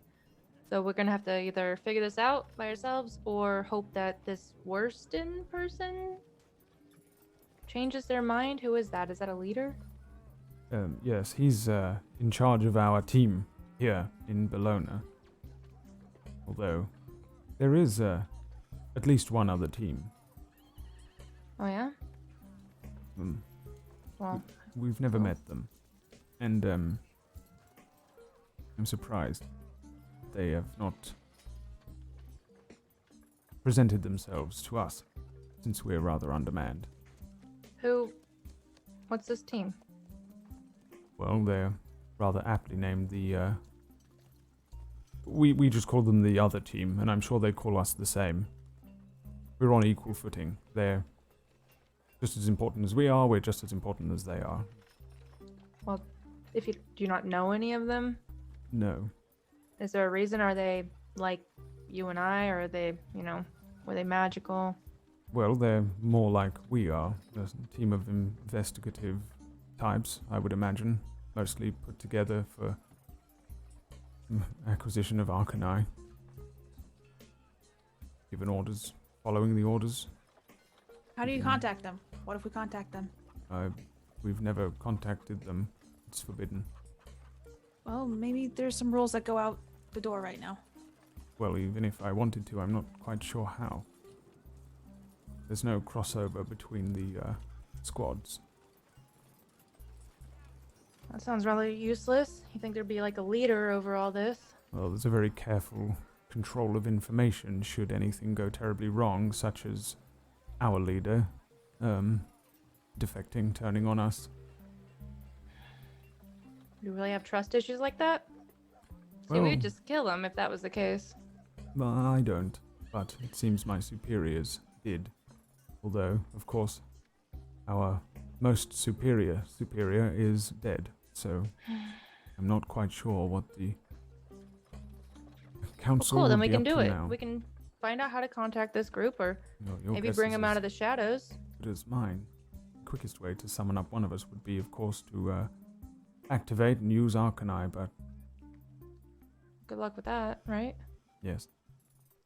Again, I find it suspicious that they are not already active. Do you know where we can find Arcani? Maybe make it presentable in the public? Make it look like maybe it's something that functions so they find out? I suppose we could try, but they would assume it was useless. If I saw somebody building an Arcani in the middle of the street, I'd walk past at the moment No, we leave it as a trap. We build it in secret, bring it to the street, and leave it. make it seem like it's something that works. Yes, we could try something like that. I'm sure I could put something together that looks suspicious enough to be accused of Arcani. And then you and me, we go to the roof and keep an eye out for anyone that might arrive. We could do Sure. that, although it will, of course, draw the attention of everyone else as well. The town watch and the other inquisitors. I'm not quite sure if Worston is going to be on side. I As think, long as we hide unfortunately. and get out of there before it's too late, Hmm. I think we'll be fine. And Aura can stand back, so that way she's not really in the middle of it all. Or you can try to hide. And I like look at your sword. The sword's probably still covered in blood from Bob. I don't think I've cleaned it. Let me guess. Did you kill one person or two people? How many people did you kill with that? I almost killed someone, but he's in the clinic. He's fine. No, everybody said that you absolutely slaughtered this guy, and then you had lightning bolt eyes. Like, you got a whole story going on about Lightning? you right now. Yeah. You had Huh? lightning coming out of your eyes. Maybe people will be afraid of me then, and then I don't have to deal with Bob again. But I think he's okay. I mean, Reginald said he's in the clinic, but apparently he's very mentally unhinged, so just don't... Well, I think I can deal with mentally unhinged. There's a few of those in the guild. Okay, so do we try to do this plan, or do we just go straight for it? Well, we've been planning a few things. Okay. We were going. The first plan, Aura's first plan, was to sit and wait for Suna to arrive. We're going to see if Worston is in agreement with working together. Maybe we can free Bo and perhaps Kalugi, and I would like where to. was Suna supposed to meet us? Well, I told her we were at the guild, but I also... Oh no, she can't go to the guild. I had Zach send word to all the port towns in an attempt to find her and tell her it's not safe here. But she That has to come here. You know, I told her it's not safe here. An old woman coming here by herself with inquisitors hunting us down, and I mean, you nearly killed one, but apparently they got Bo. I thankfully haven't seen one yet, but well, besides you, Reggie. But I just don't think it would be safe for her to waltz on in here, considering she was very much a magical user and would be rather powerless against some of their top dogs. I mean, I can just go to the port and wait for her. I can bring her back here. I don't... We could do that. And I could try to find more information on Bo. It'd also get you out of town, so that way, you know, you're safe at least. Which port would she be coming in from? There are Well, there's several. there's a few that she could come in on. I guess we'd have to wait for word to come back. I'll send her a message, and I pull out a little note, and I'm gonna send Buns to find Suna. Bun's going to be able to find Suna. In my heart, yes. All right. What do you write on the note? Don't go to the guild. Let me know where you are. And I try to keep it as vague as possible so that if anyone intercepts it, that they don't know what I'm talking about. And I just quickly wrap it up, and I go to the window that's broken, and I tie the note to Buns' legs and send him off. So what about Bo? We're just gonna let him stay locked up and... Reggie, you think they'll torture me if I turn myself in? Well, unlikely. It isn't, unless Worston has been displaced with somebody rather more nasty. I would suggest we have two real options with Bo. We wait and hope that Worston is on side and that we can go and meet with Worston and have him free Bo. Alternatively, I suppose I could try and break him out. Yeah, we'll get... Well, I don't know your skills, but you might get caught. Yeah, I probably will. Then we won't have you, and they'll torture you to know what you know about us, and they'll find us. Well, I doubt they'd torture me again unless somebody rather nasty is in charge now. I'm really not quite Again. sure what the status Haven't even is. heard back from the letter yet, so I think we got to see what he Yes, says. well, perhaps, what about, you're looking rather, what have you been doing for a week? Would you like some of this bread? Sit down, relax. I think he'd have to like force me to sit down, but I will take the bread. He pushes it towards you. Let's take this one step at a time before we go Yeah, rushing well- off and breaking into the Inquisition dungeons. I bounced for about a week because I knew that they were hot on my trail, but it was with the plans of hoping that they thought that I bounced for good. Hmm. So Well, we'll I see. would imagine that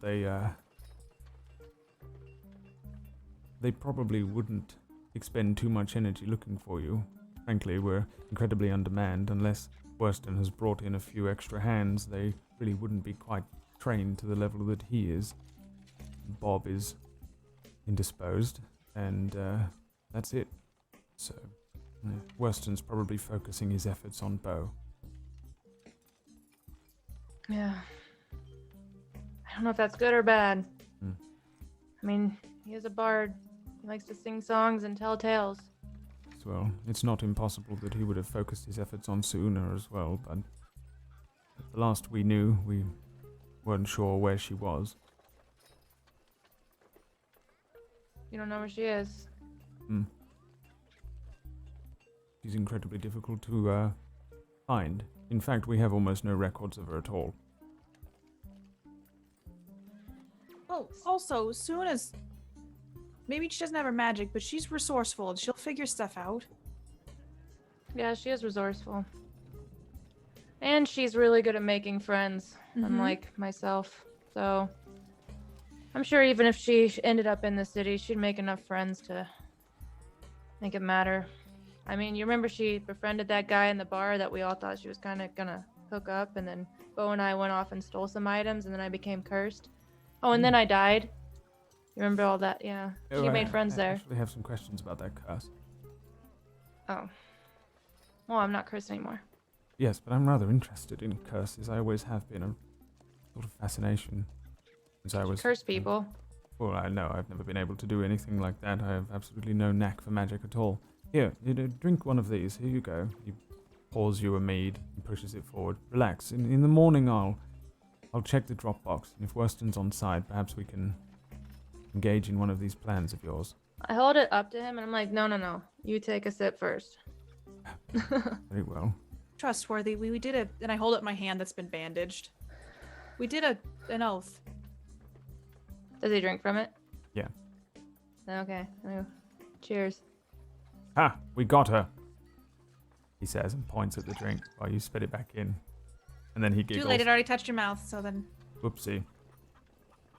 We're going to flip back over to the Port Town of Dedon. The three of you that headed upwards and moved up into the town proper.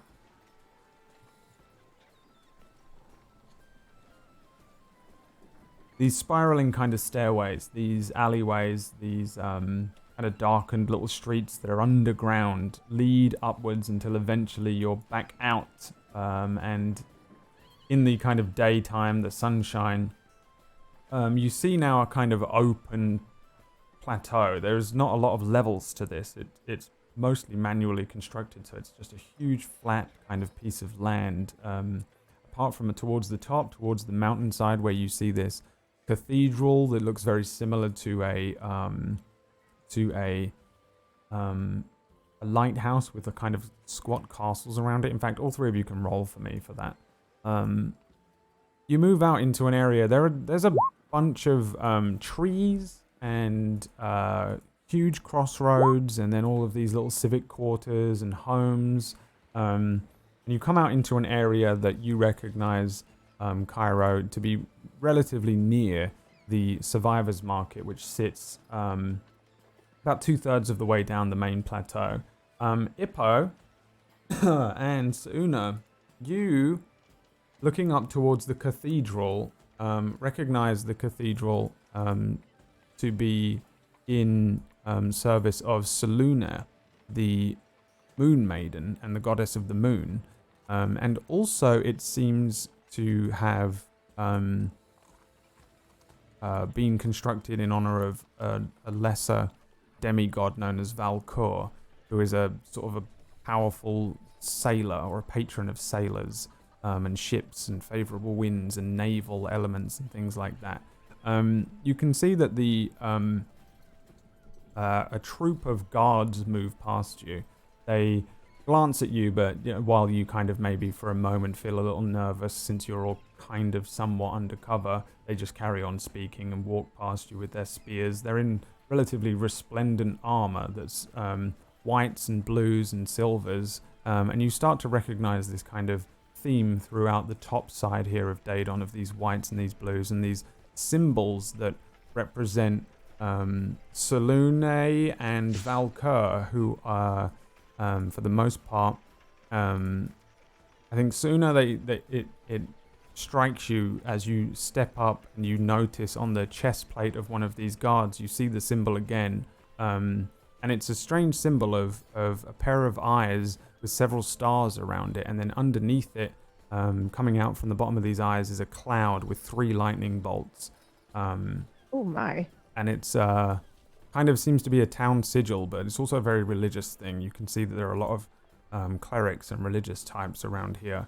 For the most part, people are moving with purpose. It seems to be quite busy. It feels like you've walked up into a kind of market district, pretty close to where all these market areas are.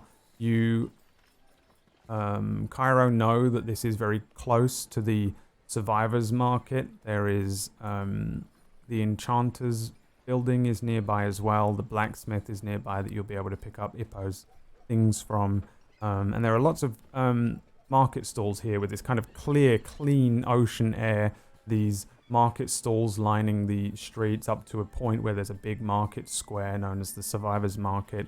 And a lot of the area is also shaded by these trees that line the streets. It's actually quite a nice looking town. Even though it's kind of all set on this militaristic background up on this thing, it seems to have lended itself a little more towards comfort and culture in modern years. So yeah, I think Cairo, you begin to guide everyone towards this market, and yeah, it's really obvious that you're in a market, and you can start looking around on these stalls. If you want to just start collecting items and picking them up, you can make a list and tell me afterwards what you pick up and buy. Right. And yeah, we see you 3 moving through this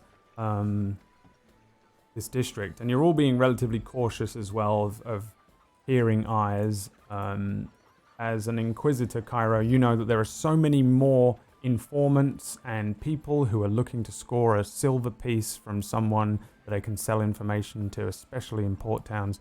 It's always rife with people looking and noting people and selling that information on to the Watch or to the Inquisition and things like that. So while you're being careful, it's not always necessarily the easiest thing to do, but still, you're cautiously moving through this market. What is the route? What is the plan? What are you guys doing next? I think that we should be very, very careful and quiet as we go through here and get only what we need and speak only to who we need to speak to. So, should we look for the disguise kit first? Brad, did you say we were sending you a list and we've already moved through and gotten our things? Is that yeah? I mean, on to the next step? Or? Yeah, if there's anything you want to buy, any things that you want to pick up, let me know, and we'll just. Okay.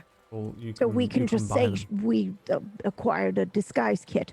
Yep. You have to be aware that Can you we only have. roll to see if we got a disguise kit for a gnome? Remember that you only have 12 inventory slots in the quest system. So if you're buying things, you have to be aware that you might need to part trade some of those items if you want to. If you want to buy a disguise kit, you'll probably have to switch out something if you don't have an empty slot. Yeah, so I think eventually you come to a stall that seems to sell supplies.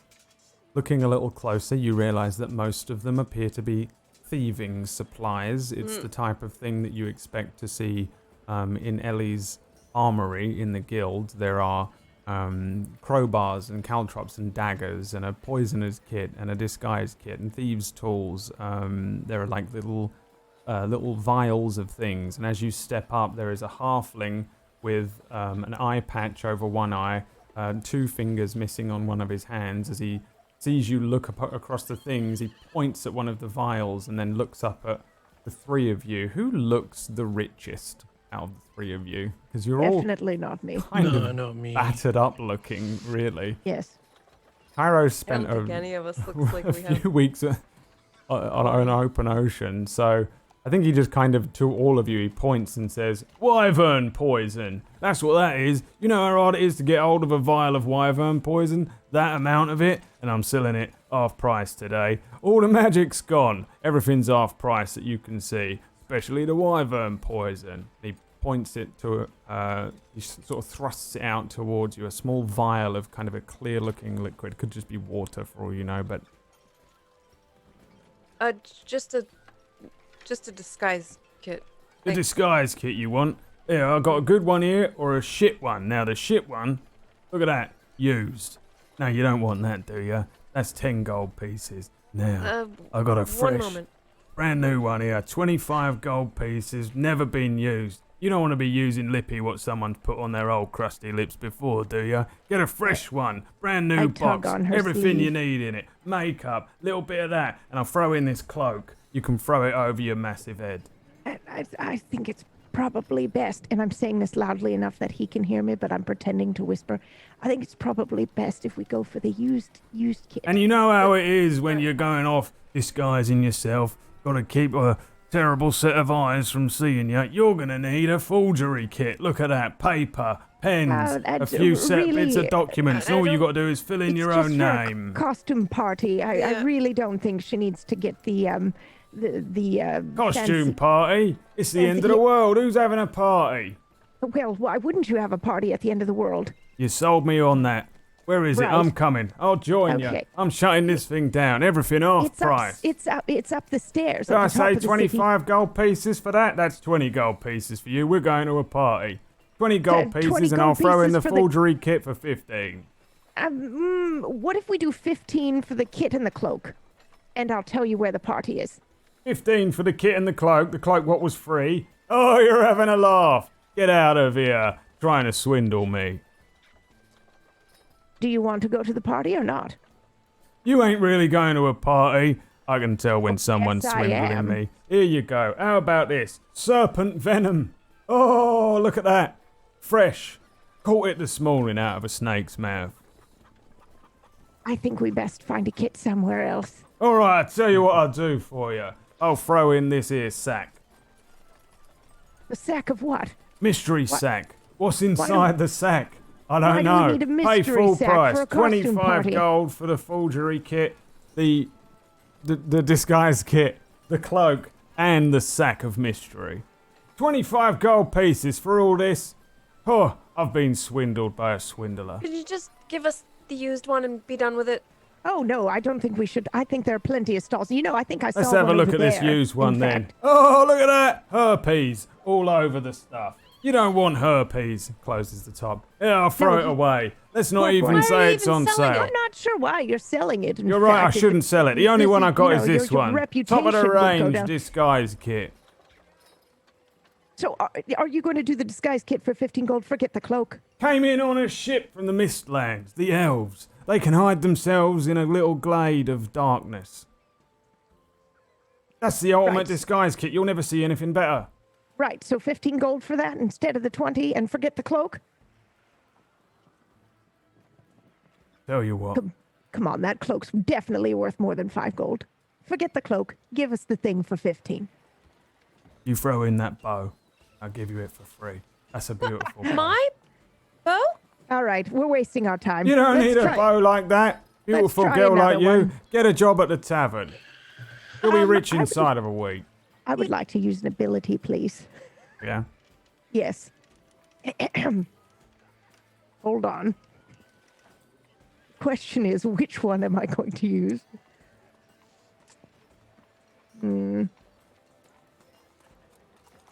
Finger of death or whatever it's called.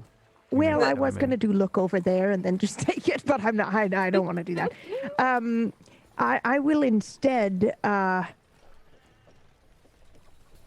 I will instead use the relieve, where they feel the best they've ever felt before. What do you say? I will use that again. You say something comforting to a nearby creature, alleviating them of anxiety or pain and discomfort for 1 hour. In this state, the creature cannot be affected by fear or confusion. For a brief time, they feel better than they've ever felt before. What do you actually say? Oh, you know, you're a very, very good salesman. Oh, If no. I had it, I would definitely buy all the things that you're putting down. But unfortunately, we can't, and we must be going. But you did a great job today. Yeah, it's been a long day. I haven't made too much money this week. Everyone's freaking out.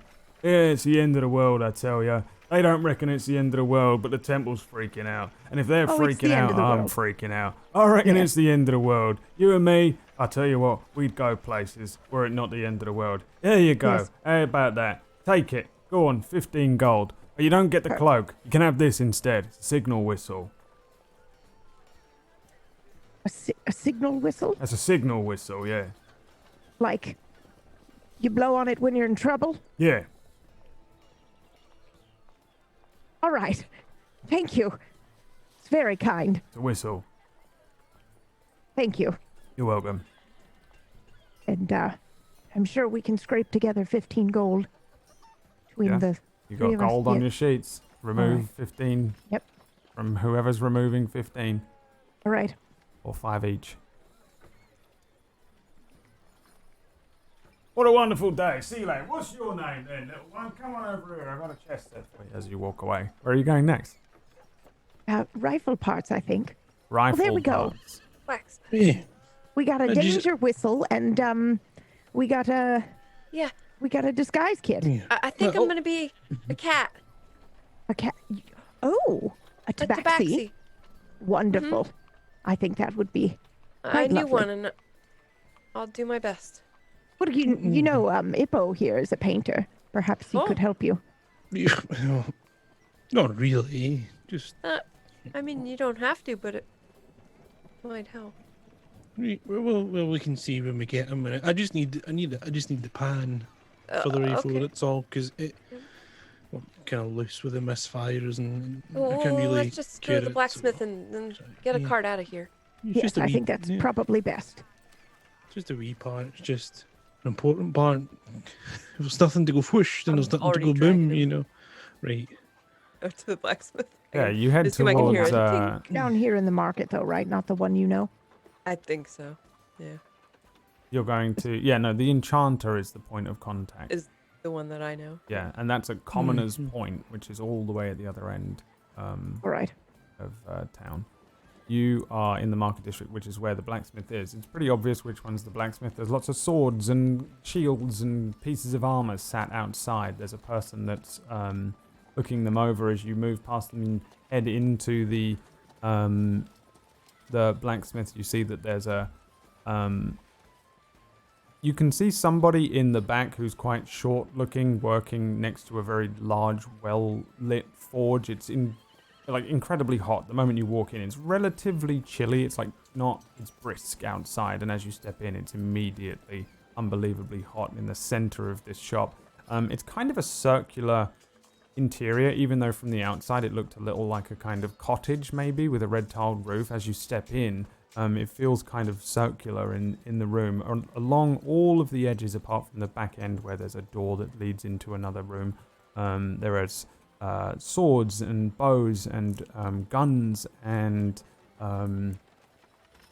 shields and sets of armor, and you can see that like everything seems to be for sale, though there aren't any price tags or anything like that. It feels more like an actual forge than a store, but with all of the things on the sides, you get the sense that everything is just for sale. Around the back of this huge forge, you can see a halfling woman working on something, pulling some hot rod from this boiling forge, and a huge set of goggles over her eyes. She lifts them onto her head and says, Hey, hello.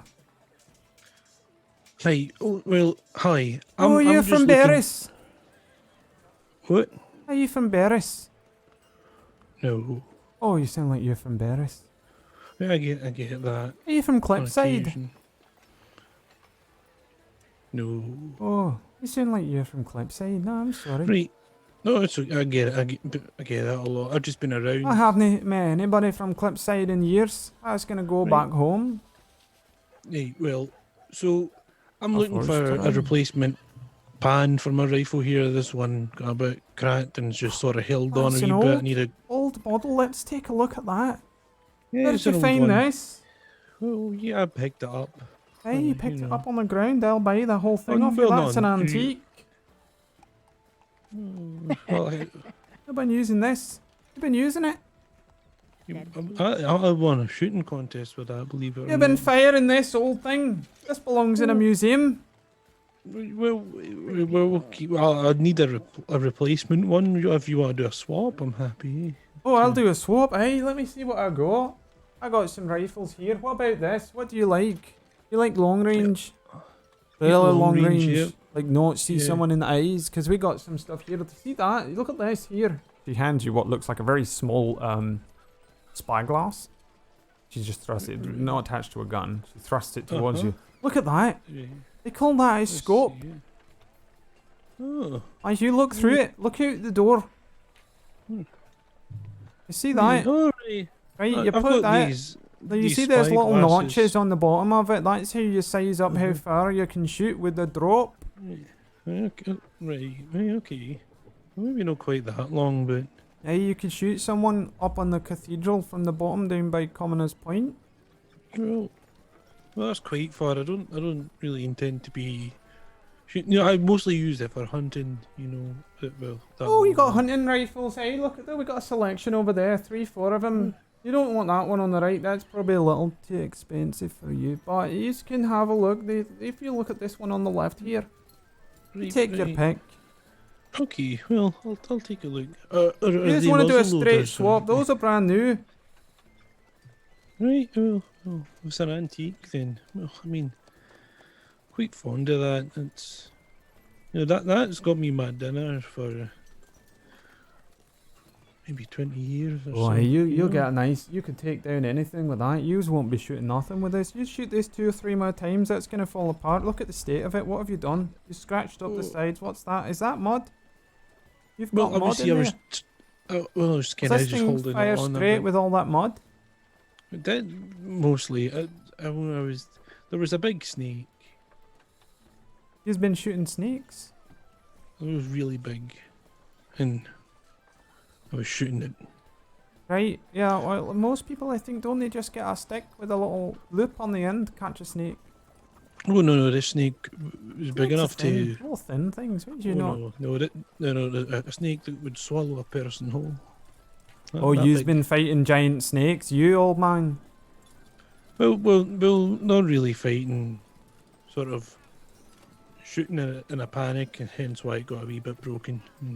Alright, well, you don't want to be shooting old big snakes. You should be sitting at home with your grandkids, sitting telling stories of big snakes, not be sitting out in the. He's fine. Oh, hello. Can I help you too? Oh, we're just sorry to interrupt. We're just waiting for Right, the. so- That's an antique. You're probably never going to see another one like that to have it on display and whatnot. You should give him the nice rifle. Do you a know trade what? swap. Well, and- yeah, we'll do a straight swap for that there. That's, You- that's you a can- nice you can bow you've attach- got there. You should tell your gramps that you should use a bow instead. You can attach the story to that No, he rifle won that it first was. place in a rifle contest over in CT. I think he's just fine Oh, using that's what good. he's using. Yeah, But thank CT, you. Where's that? It's over Just easy. Corin. Yeah. Who's been in yours, Corin? Yes. With the little, wee little gnomes? Yeah, they're all right. Yeah, I bet they got some good guns. Very good guns and very good marksmen. Right, what and do you do? he What you been is the using this first. for? You should have traded won him a long first time place. ago. Could probably I get a did- better well, rifle see- than one of them for him. Well, not only is it an antique rifle, but it's a winner first placeman's rifle. Oh, Yeah, marksman. rifles shot- and that, so no one You'll be cares able to about tell that. everyone about that. Right, And shot yeah, a no big one's gonna snake care. with it as well. Yes, Yeah, and yeah, and- no one's going to care about your anecdotes. wanna with throw their in some guns. That's ammunition. nicely made. I'll just take this one. Like, grab Hey, yeah, one you off can and... take that. You take that. You want a box? Yeah, we'll get you a box. Here you go. Aye. There's No, a I box. don't even need the box. I just a sling, and I'll just chuck it Alright, on my yeah, shoulder. you can pick a strap. Take any one of them. Hey, help Good yourself. weight. Let me just... Yeah, that's good. That'll do. I guess that works. Saves me Alright, fixing street it. swap. Nice doing business with you. Spits in her hand and Oh. holds it up towards you.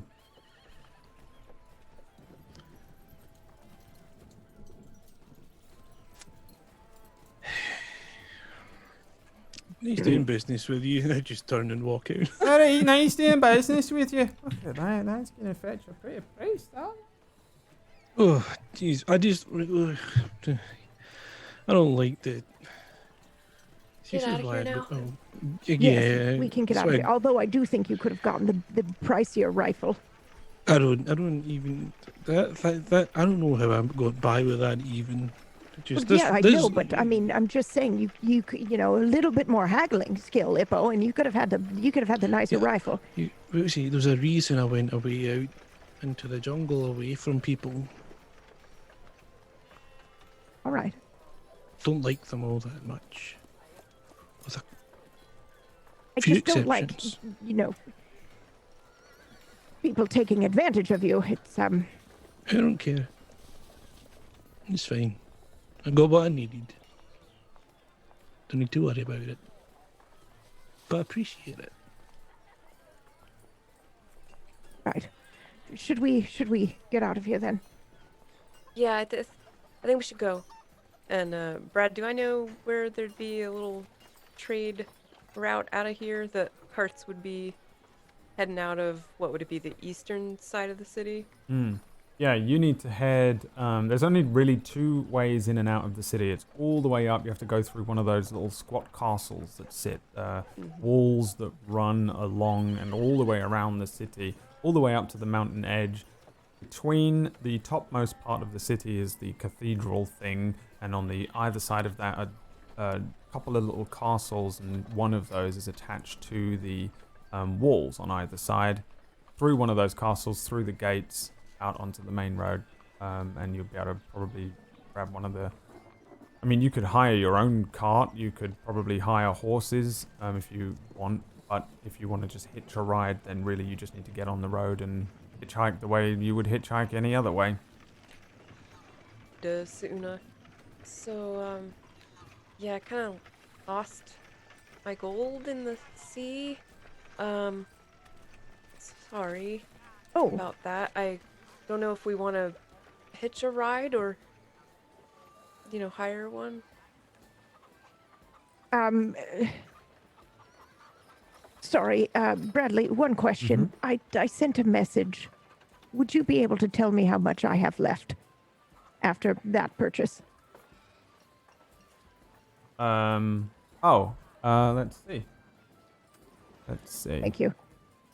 how much it is. I happen to have an awesome set of, I will reply to you here. It is,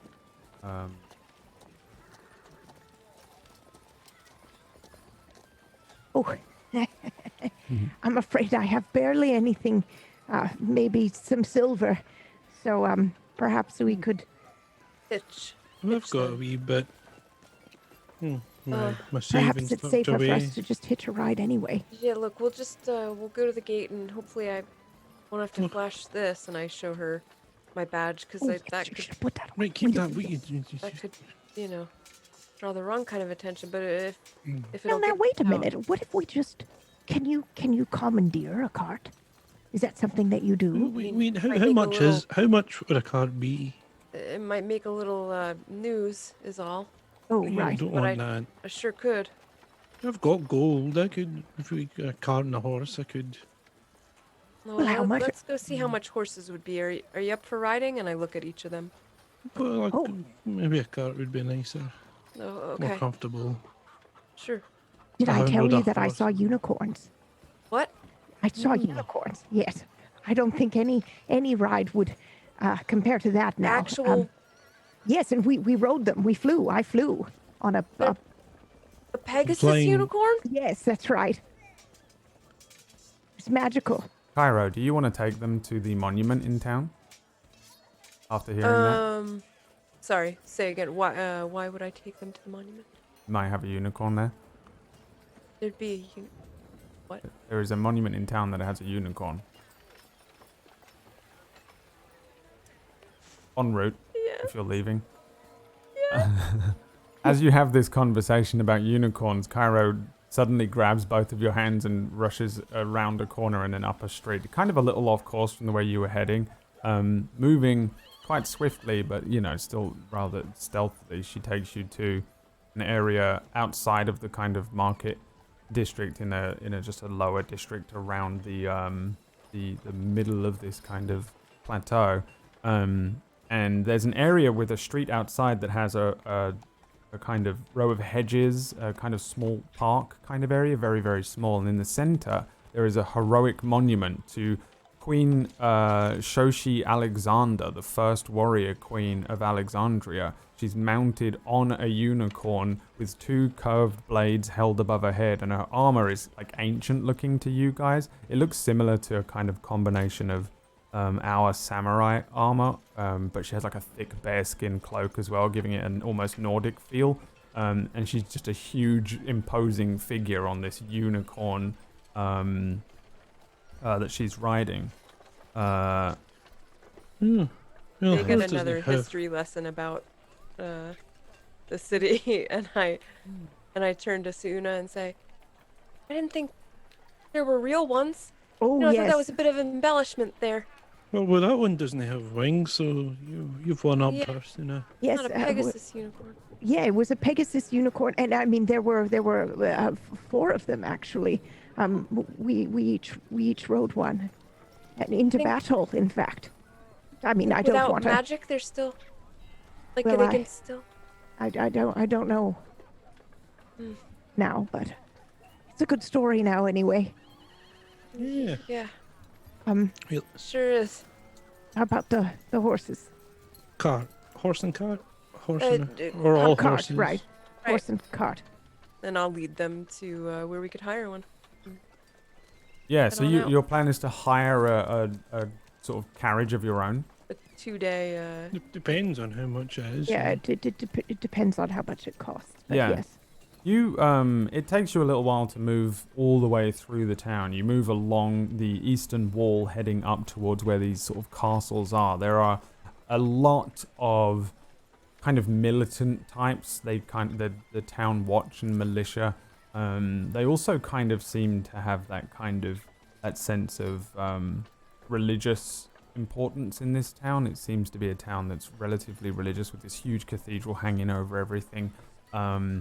When you get to the one of the small squat kind of castles, and these really are just kind of a cube with bastions on the top with people walking the walls, and you can see that they have lots of guards, but the gates that lead into the castle and under through this castle, and then ultimately to the large gate that leads out of town, all appear to be open. It's kind of a huge thorough through. There's lots of people moving back and forth.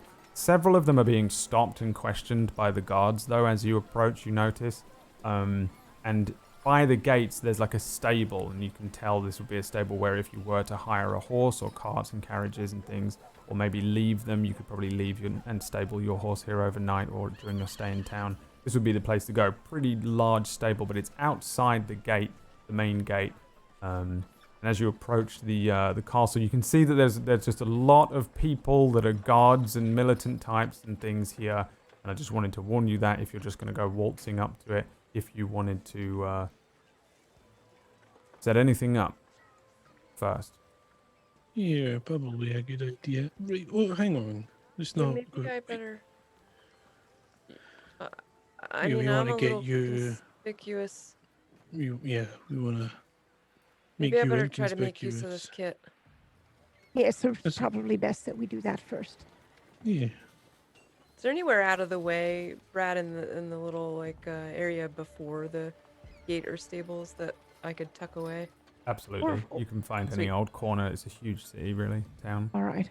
I'll be going for Tabaxi. You get to roll. Oh, Did you have a proficiency for this before, when we were in D&D world? Ooh, I don't know. I've gotten a 13. TBH, I don't know if Cairo did. Well, sucks to be you. 13 is tough choice. You succeed in your action, but there's a cost. I'm not going to tell you what that cost is. Could she get help? I mean, you guys could be helping her, yeah, but it would be the same role. Ah, I see. It's not. All right. Doesn't add anything to her role. You all creep into a sort of a darkened area of an alleyway, maybe just enough light to see what you're doing and working on. And you begin to apply makeup and dress Cairo in a fashion that might befit somebody of the varying Tabaxi clans that live in and around Alexandria. Do you, what do you look like? How does it look? You describe to us what you do. With the disguise kit, you can kind of have a decent amount of leeway. It's mostly makeup, though, be aware. As opposed to, like, it's not like an endless satchel of a bag of holding with wigs and, you know, endless amounts of clothing, but... I make the suggestion of ears under my cloak. I'm hoping they won't, you know, want to pull my hood back, but you see two little peaked ears that I've crafted under there. And I think we're going for kind of a plain looking tabaxi, sort of muted browns and tones like that. Maybe, you know, some spots and things. As far as like Lyra. Yeah, Not that but I like know Lyra. who that is, but Yeah, so I would be going for that because that's what I'm familiar with. So, yeah, I think she would end up looking as close as she could to Lyra. Cool. You do that, and you step out. It looks pretty damn convincing. it I looks think. amazing. That's You know, good. if you were to just glance over, you wouldn't even question that this was a Tabaxi woman. Tabaxi are not incredibly common in Alexandria or generally in Lacrin, but they're not so uncommon that it would be, you know, like a thing that you would do a double take if you saw a Tabaxi. You're like, wow, that's, you know, a very interesting thing that's happening. You just, but they are relatively uncommon. Being close friends with Lyra, though, I think you have a pretty good idea of, like, how to make this work. I think the only place you would struggle is that Tabaxi have, like, kind of light fur all over them, and they're basically cats. Your hands and feet a little more difficult to disguise. Yeah, I would cover those up. But the makeup job, particularly in the face, I think is pretty spot on. And then you guys are heading towards the gate? Yeah, our story first, in case they ask. We're an old couple, and she was an orphan that we took in. What? I mean, is that really? I mean, she could just be our friend. Right, but it works out better if, you know, We're a why family. is this? Why these two old people got a tabaxi friend? But then I mean, why all wouldn't we this. have a tabaxi friend? I just think it's it's a lot to just suddenly have children. I mean, what about the twins What about here? those two? Yeah. They're- Maybe they're, they're uh, your They're children. grandkids. 2 kids, The grandkids. And I'm Oh, the two, friend. and one's adopted. or grandkids, and you're the caretaker, Yeah, right? let's You're go with that. Yeah, sure. You start walking up towards the Family gate. friend. Okay. There is a kind of archway that leads underneath one of these castles that you can see would easily lock down and provide an excellent kind of bastion for a militia to fight from.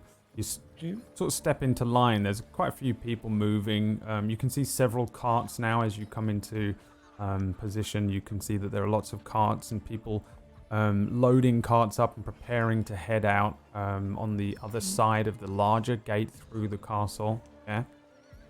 I'm going to let Ippo step forward, but I'm going to stay back and keep my back turned and maybe be standing with the two twins, and they might be on the lookout for me, but they're certainly not on the lookout for 5 people. Yeah. A particularly kind of rough-looking guard finishes speaking to a couple that are ahead of you, and then turns to one of his men and whistles. They kind of move through the gate and head on out. You see him turn to you, and he looks at you, Ippo, dead in the eyes. Hey, good afternoon. Hey, good afternoon. Get out of the way. Come on, hurry up. All right, let's go. Come on. And you all walk through with zero trouble whatsoever. No one even looks at you. Yep. See how well I took care of that. Yes, it was very nice. Good. On the other side, there is this stables. As you move underneath these this huge kind of gateway that double locks, you move outside, and there is just a huge stabling area. You can also see beyond it there seems to be a kind of an open pen that spreads out on the underside of this mountain that's sitting kind of overlooking you here on one side. Beyond that, there's a pretty open plain that runs along the upper side of the coast. That the road leads almost in a direct straight line east to Bologna. It's a pretty straight shot, walking, horseback, carriage, anything. 2 days by carriage is what it would probably take you. It'd take you a little longer on foot. You can see that there are quite a few people loading up carts with provisions. There's a dwarf loading a load of stuff on the back of one of his carts. You can see an elven couple that are kind of preparing 2 horses as they load up the saddlebags, and in front of them there is a pretty tall-looking human man who hands them the reins to a horse and says, "Yes, good luck." Right, well, who's next then? Anybody else? Horses. Who was it? Ippo, go ahead. Oh, right. Hi, hello there, son. Hello, yes. No, there was someone else. I think, was Oh, it right, not? sorry. Where did they go? There's a couple. There's a Well, woman. we're here now. The woman in the pen says, "Oh no, I don't think they decided. They're a little too pricey for them. They didn't want." Right, a little too pricey. Not too pricey. Don't worry. They were just. Well, he looks at you, clothing, and then. Well, we'll see. What can I? How can I help? Right, well, me and my family here are looking to get a cart that'll take us to Bologna. Got a whole cart. Bologna. Seems So the did best you- way to get us. And you need somebody to take you, or you want to hire a horse and carriage? Why don't you Or you tell want us? passage on a carriage? I can arrange for somebody to take you. Do you know? Have you ever ridden a horse? I Not in a don't long think time. he wants to ride. Sir, just tell us I need a cart. what the for- cheapest way to get all Yeah. of us to Bologna would be. That would be to walk, young lady. More I comfortably think you know what and she a bit needs. quicker. Yes. Well, the cheapest options we have, we can get you a few donkeys. Ride on a donkey each. Not riding on an ass. Very well. Well, horses will set you back a few gold pieces each, depending on the horses that you select. We have a And what about your large cheapest range. cart? A horse and cart. All 3 of you, or is there more in the party? There are 5. There's 5 of us total. 5 in the party. 5 in the party, you say. Will they be joining you later? No, we're 5 total. Those 2. There's only 3 of you here. What? When did that happen? That's where we end the session. No! No! Oh! Thank you so much for playing, players. That brings us to the end of today's session. I had one job. One job. That's what it's like being new parents, isn't it? Look one way, look the other. We'll find out what's going on next time. Unfortunately, we don't have time to solve this final mystery today, but we have time to solve it next week. Same time. You're getting close. The party's almost back together. The kids were just getting an ice close. cream. You That's can all. almost taste. Ready to puke. The twins have vanished, but there is a lot for you all to do next time. Not just find the twins. Oh, good session. let's do a quick round of shout outs and then I'll let you all go. And Disby can go back to sleep. Let's start with Disby. What are you doing in the week? Just in case she falls asleep. She came into the call earlier on and was like, I'm so tired. My best Disby impression. I'm Disby. I played Bobo for you today. Amazing episode today as always, everybody. I am so honored to be role playing with all of you guys. Thank you so much. And you can find me on Twitch and Twitter at DisbyRx. I play video games. I do that stuff. So if you enjoy video games too, come hang out. Thanks everybody for coming in today too. Thanks, Disby. What about you, Pocket? I'm Pocket. You can find me at twitch.tv/Pocket. I'm playing WoW. I'm just playing WoW. Again, for like the 100th time since 2005. So, and I played Ellie. I had a lot of fun. I'm so glad I found someone again. So glad I found Aura finally. So, an old man and his information. Although I don't know if it helps. Yeah, old Ash Clade. What about you, Katie Peters Plays? Hi, I'm Katie Peters Plays. I played Aura for you today. I just started Fahrenheit Indigo Prophecy on stream, and it's so good so far. So if you want to come hang out and watch me play that, that'd be cool. I'm Play Katie Play on Twitter. Hey, Katie Peters Plays on Twitch, and I'm not here for Gone anymore, and that makes me sad. No okay, shouting out bye. Gone anymore. Ugh. It's gone. I have to change stuff in my panels and on my command, and it makes me sad. So I gotta do that. Don't think about it. It hurts me.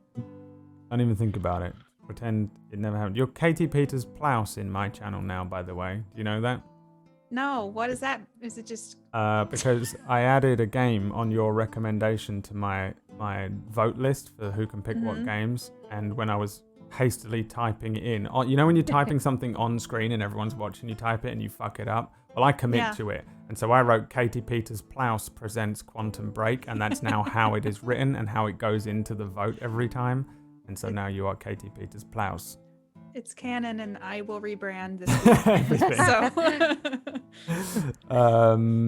what about young Zakotakos, who in real life is very young. He's only 17 in real life.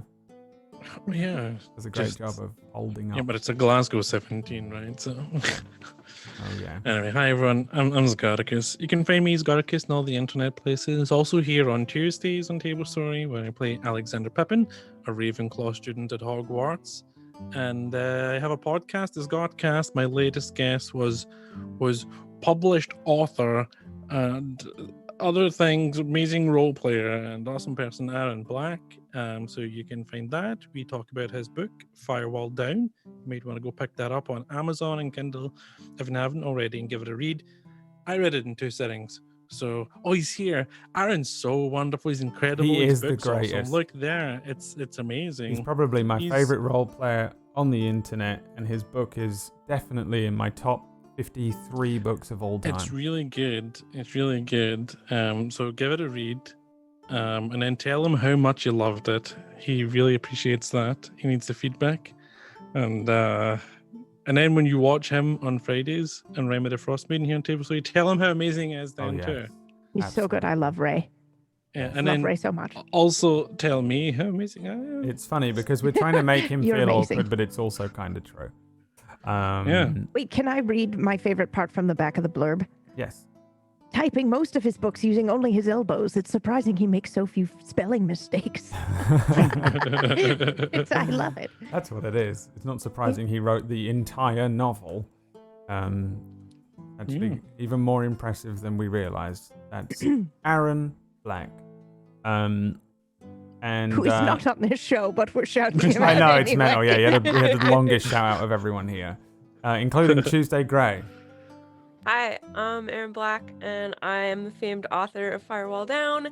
It's a really, really good book. I can see Aaron in the chat squirming. Actually, I have 19% left to read of Firewall Down, according to my Kindle, and I am. What's that? It's here to tell available ya on Kindle. that if you're not reading it, you're missing out. Also, I'm Tuesday Gray. You can find me at Tuesday Gray on Twitch and Twitter, and here on Sundays. Thanks for watching. And what about you, PB? Now that you have You're almost completely homeless on Table Story. I know, it's kind of weird, huh? You're going to have to shout out your own channel now. I know. Go on Well, then. see you next Sunday. Okay. It's Pumpkinberry, and she's doing a dramatic reading of Firewall Down by Aaron B. Black. Every day on stream. She does 12-hour streams every single day. It's goddamn impressive.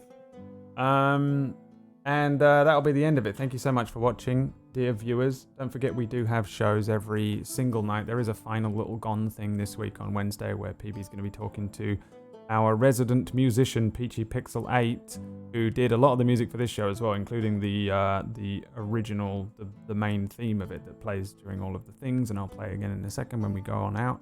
So if you want to see anything to do with music and just how Peachy makes a lot of the OSTs and things for these shows, then that's on Wednesday. Other than that, we've got shows all throughout the week, including a brand new D&D show on Fridays called Rime of the Frost Maiden, based on the module, presented by Wax Steven and a cast full of amazing people, including PMS Proxy. That's right. All right, we'll see you on Friday.